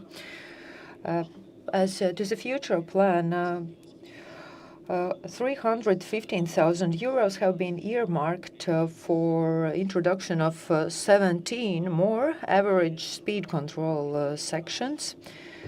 The goal is to achieve the total number of 50 average speed control sections on the state road network by 2028. The criteria for choosing the priority sections for installing average speed cameras are the number of road traffic accidents over the last 3 years, with fatalities, with injuries, and without casualties. And in the next 17 sections, we will also review such criteria as regional coverage, regional deployment, as well as availability of speed camera infrastructure. For instance, around Madona and Lubāna, there are no speed cameras, average as well as average speed control sections. And this is the area with a higher number of road accidents happening over the last 3 years. So in the next stage of average speed control deployment, we will also take into account the regional coverage. We will also cooperate closely with the state police as well as the Road Traffic Safety Directorate in the upcoming deployment stage. Since Latvian State Roads is managing the state road network, we are directly responsible for the place where the traffic control devices are installed. Information from the traffic control devices are sent directly to the Road Traffic Safety Directorate,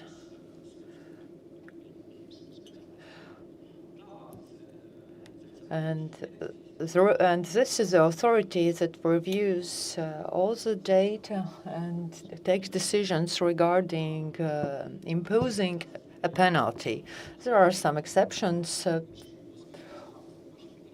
Also, for instance, in case of emergency, transport speeding is permitted. We also coordinate with different institutions the sections for deployment of average speed cameras. Recently, we had intense discussion with the Road Traffic Safety Directorate. We were discussing on how we could use the stationary speed camera poles for our needs. Although the cost for installing one pole is not too much. At the same time, the costs accumulate when we need to think of ways how to install new poles for new speed cameras or average speed control devices alongside with the regular speed cameras and to install electricity for every pole. We are now discussing with the state Road Safety Directorate how to repurpose the old or existing speed camera poles for the needs of average speed cameras and average speed control devices. At the moment, we don't have any comparable data, so we can only use average statistics to assess the impact of the average speed control on the number of road traffic accidents. It really works. This is what we can say after just 1 year of having average speed cameras introduced. The number of road traffic accidents with fatalities has decreased considerably. People always initially complained that this is just false claims that average speed cameras could improve traffic safety because drivers would just be willing to reduce the driving speed before going in the controlled section of the road and then start speeding again, but it did not come true. And really, the number of traffic accidents, especially serious traffic accidents before and after, also in the stretches before and after the average speed control sections has significantly reduced. In all the cases, the results are really favorable and positive. Of course, such technical control devices greatly help to regulate the traffic and increase traffic safety. When combined with police surveillance, such technical traffic control devices can replace and supplement police resources. So this is our ways. This is our means of helping the police and reducing their workload, so that police can be where it's needed most and focus on more important things than just controlling the average speed or catching speeding drivers when it can be done by devices. According to our data, average speed control significantly improves traffic safety. At the moment, there are only 31 sections with average speed control available in Latvia. We aim to reach 50 sections with average speed control by 2028. In Lithuania, the number is higher, and there are still discussions ongoing with when it's optimum and when it is too much.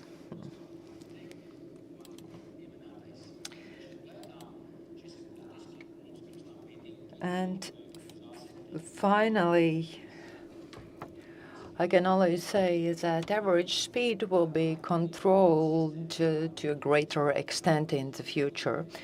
We had a survey recently conducted regarding overloading of trucks.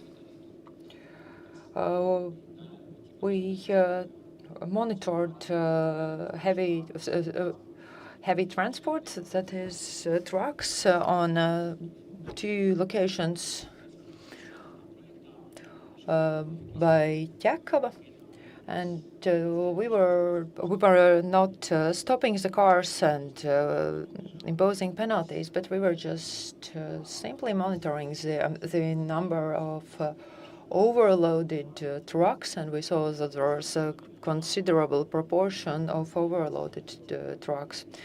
In the future, we will try to introduce increasingly controls for checking and controlling the weight of heavy trucks. This is the most unfavorable condition for the road quality. Definitely, the number of technical devices for traffic safety control will increase. We will use artificial intelligence increasingly also in the future, and this is good news for those who are driving carefully and reasonably safely, bad news for those who are tended to speeding, but all in all it will serve the public traffic safety. Ladies and gentlemen, there will definitely be some kind of questions now, right? People definitely are interested whether their home roads will also be subjected to average speed control. The main factors we take into account when selecting the sections for installing average speed control is the number of road accidents over the last 3 years, the number of fatalities, as well as now we will take also into account the regional coverage. It means that in the next stage of deployment, more regional roads will also be included. Yes, your statistics you provided regarding the positive impact of average speed control is really ensuring, and it shows the great impact.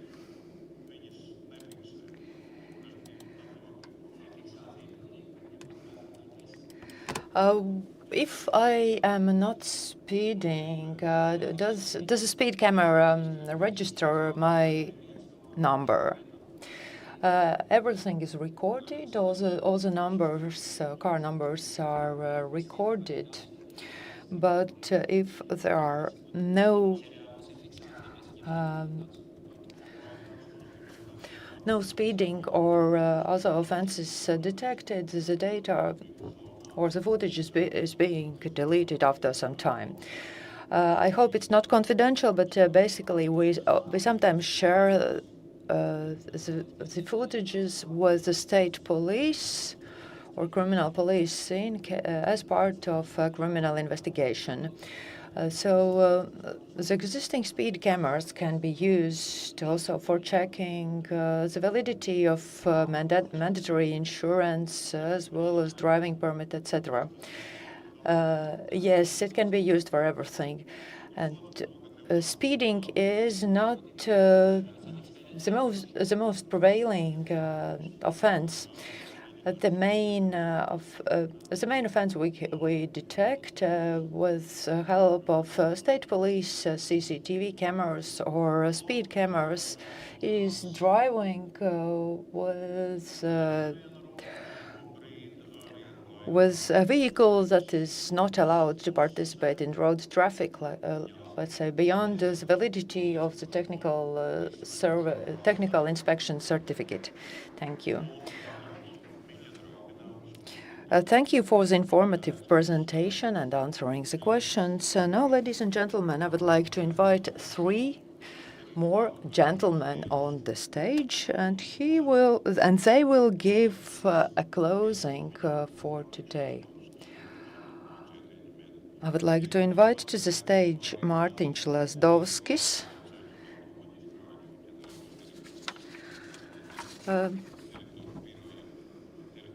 Szymon Piechowiak.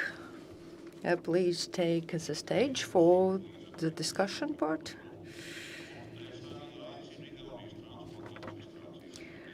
As well as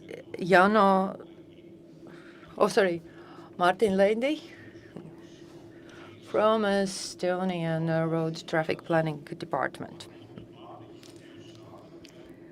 So,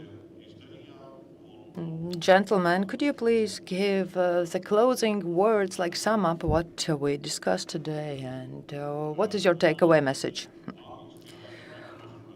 We can also organize this discussion in English. That would be preferable. Ja kāds gadījumā zālē grib dzirdēt. If anyone of the audience want to hear the discussion in Latvian, you can take the translation headset at the back of the room, and simultaneous interpreting will be provided in Latvian. Now we have to wrap up our today's discussion, and actually I will start with my feelings and impressions, and saying this, I will come back to the moment when we started to plan the conference and discussing messages. Actually, we are going to bring, because sometimes when you do something very frequently, you need to get a fresh push, and then discussing with our communication ladies, we thought that it would be interesting for our industry listeners, not just to discuss about our challenges, but to see a wider perspective, and maybe even see it wider and further away than just Baltics. And therefore, actually, we invited you as and this is what I can say, I believe, quite fairly on behalf of all three Baltic countries. Actually, you are a model of inspiration for road administrations, and I believe not just from Baltic perspective, but also our German colleagues from Autobahn. They are also saying that they are just two countries or two road administrations in Europe they can learn from, and these are Poland and Austria. So therefore, your insight and presentation and I can even say, and I told you already privately, that your presentation is something what we can easily just cut out of our conference record and make a lecture out of this presentation, and to give it to our decision makers. Actually, what smart planning and clear movement towards a goal actually means.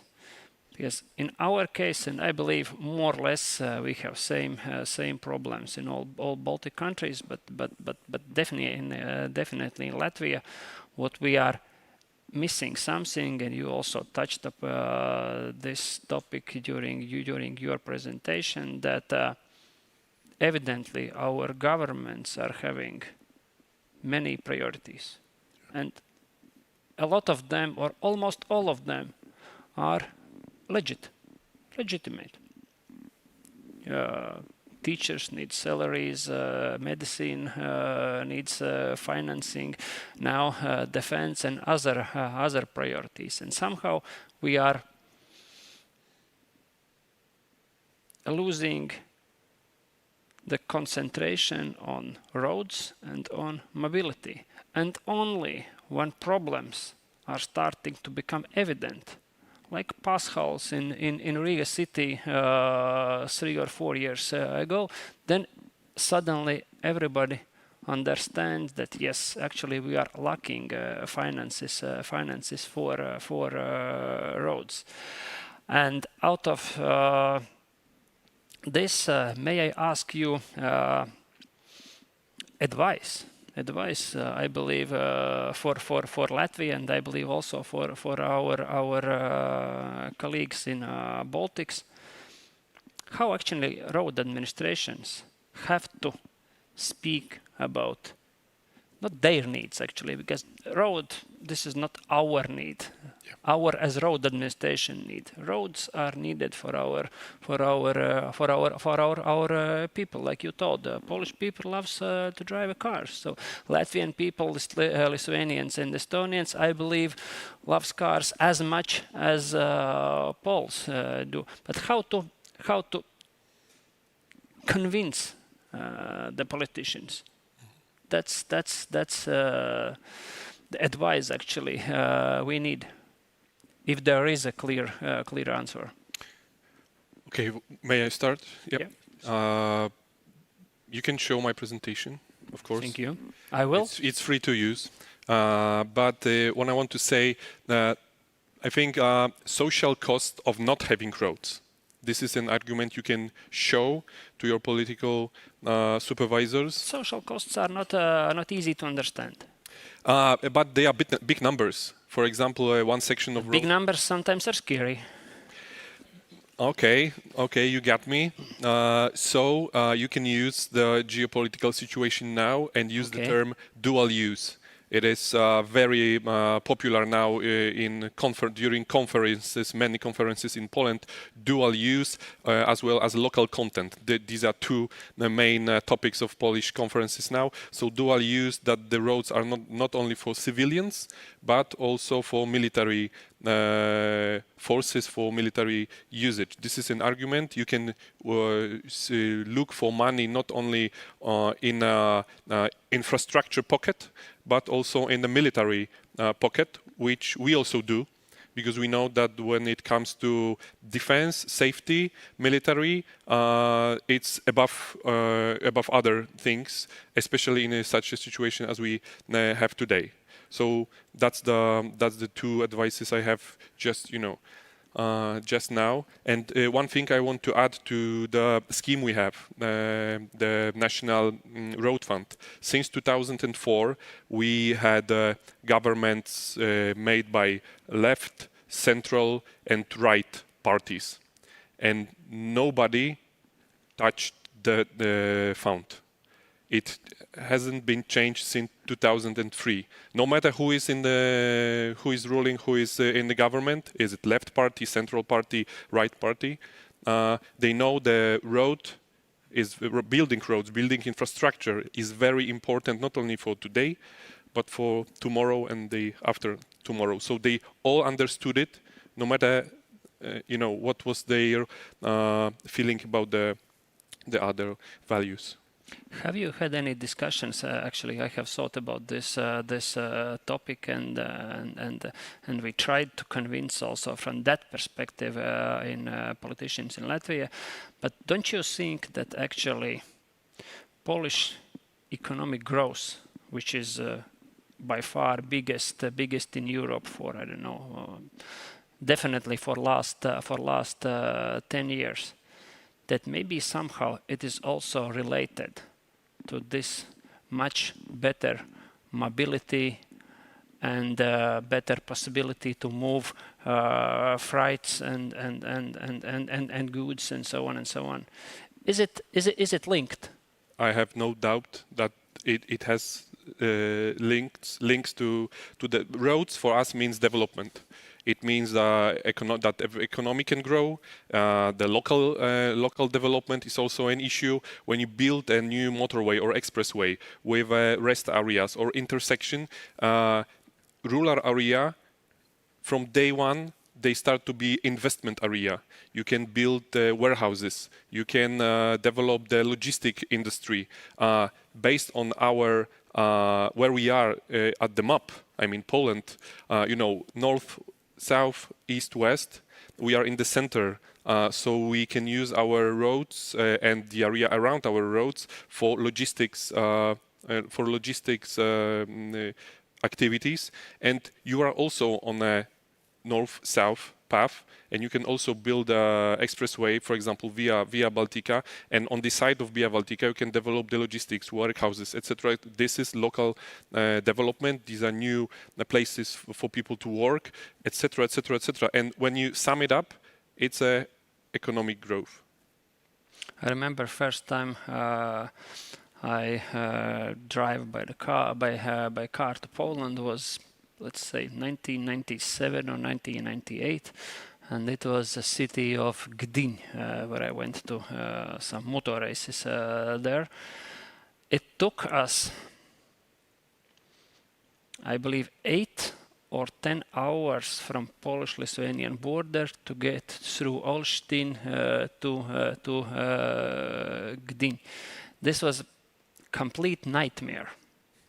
I believe average speed was 50, 60 maybe kilometers per hour. If I compare with the situation with pass holes on streets of Riga city, maybe we need to get into like really bottom then to understand the need of such investments. I hope you will not.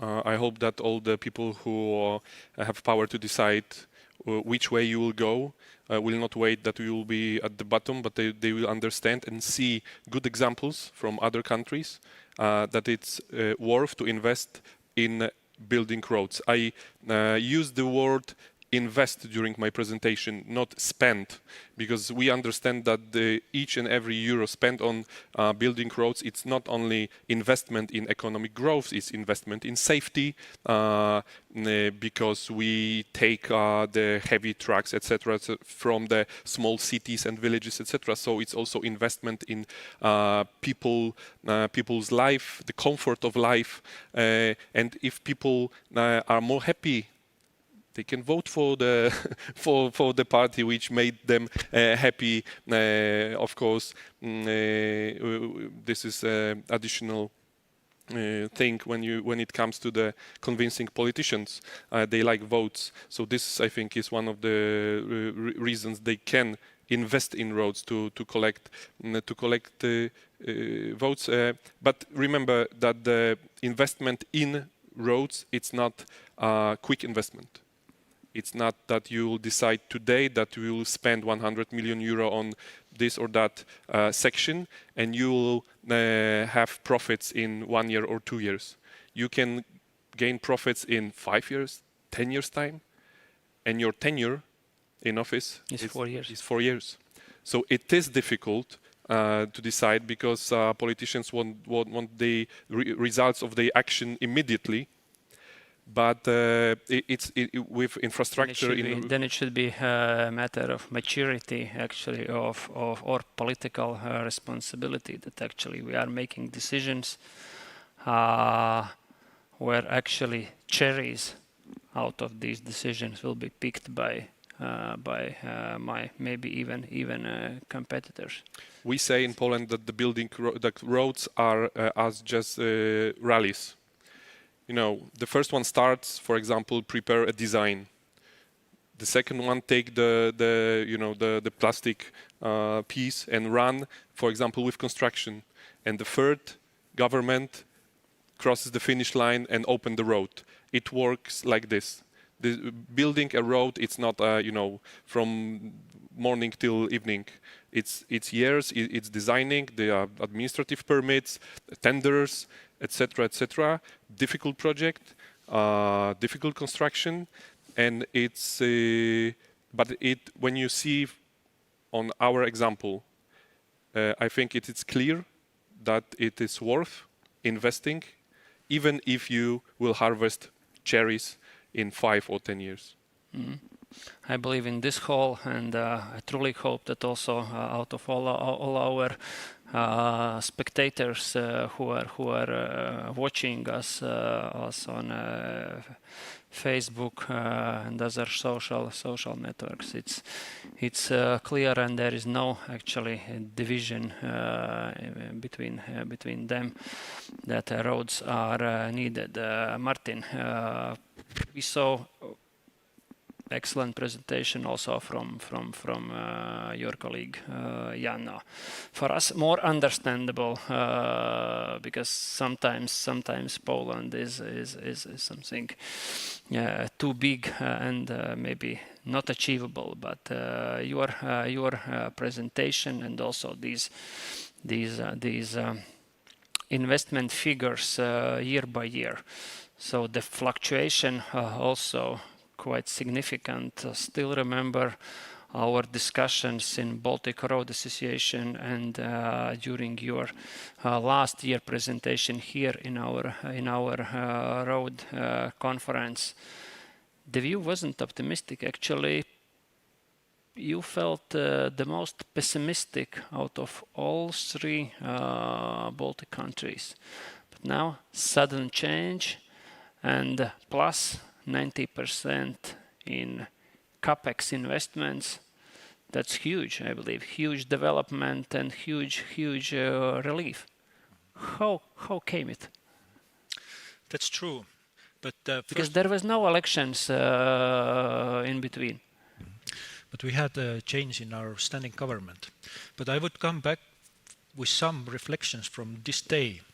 First of all, if I think about the topics we discussed today, the development of the roads in Poland, in Latvia, the Bauska bypass, traffic safety, development of the Riga city, and at the same time, decrease of the population in the country as a whole. Those are all topics that resonate very well with Estonia as well. So I see that we have a lot more similarities than differences in that perspective. And I think it's very important to emphasize also the traffic density as a sign of demand. It was shown and spoke about in several presentations.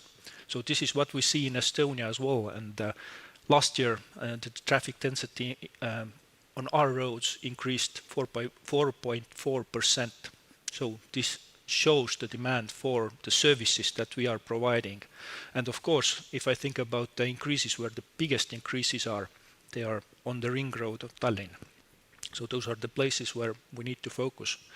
But when coming back to the financing topics, then it was very inspiring to learn and hear the Polish story, and to emphasize the importance of the long-term planning and visibility of 10 years for the infrastructure planning.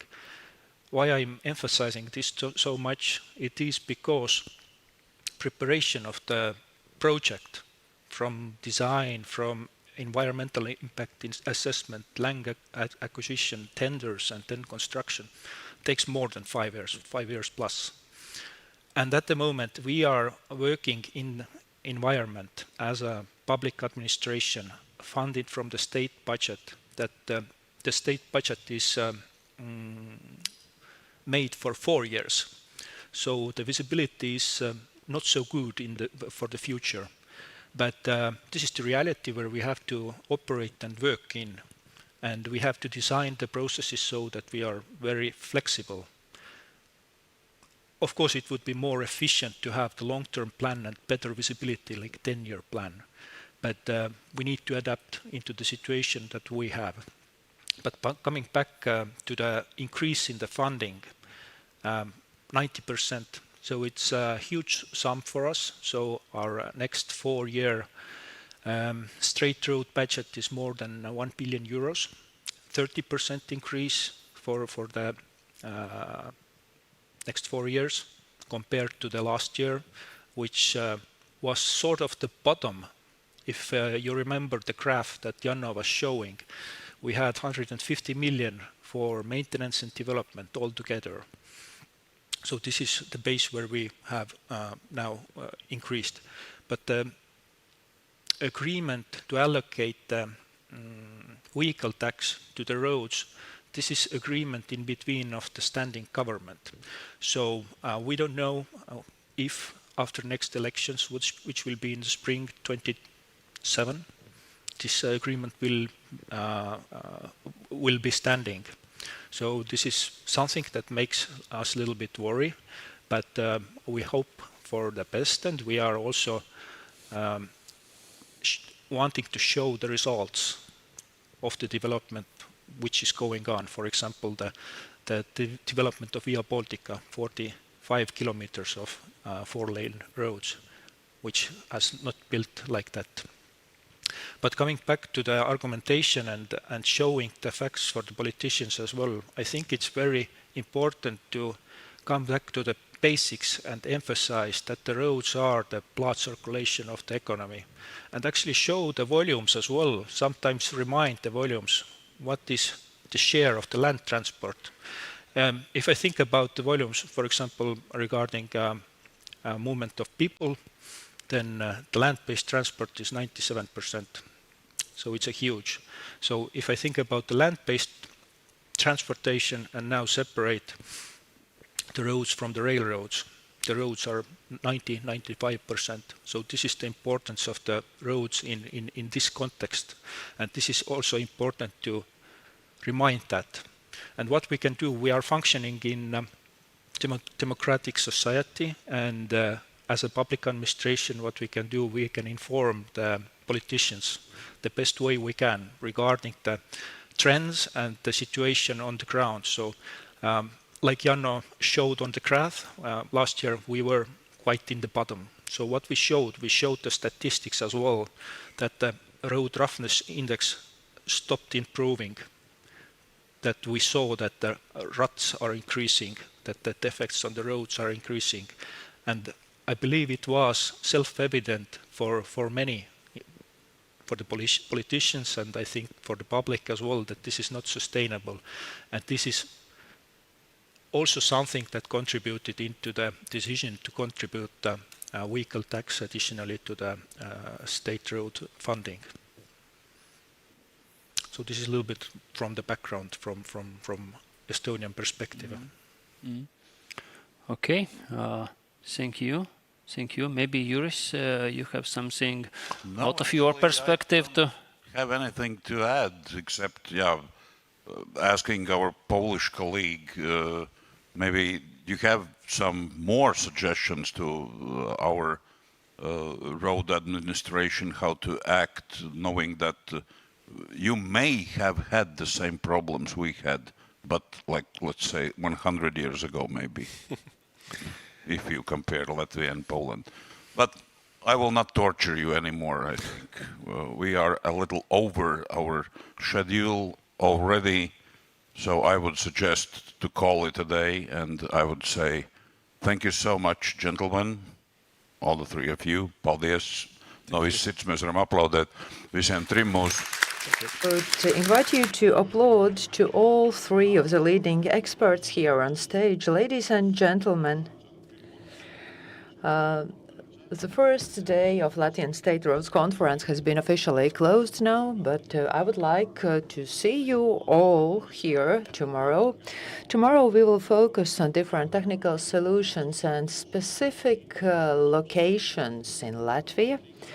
We will have a detailed look at road issues, traffic issues in specific places tomorrow, so more detailed insights will be provided.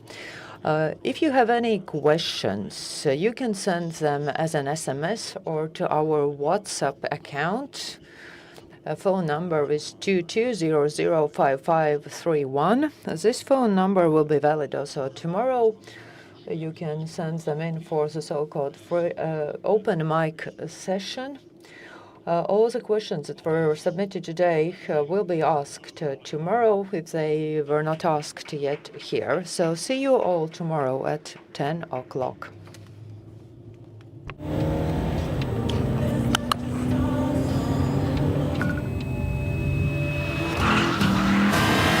Cilvēki bieži baidās un klusē. People are often afraid and they keep silent. If you don't feel safe, speak up. I know that you like speed, but I'm afraid. Also, a passenger is a member of traffic. Speak up.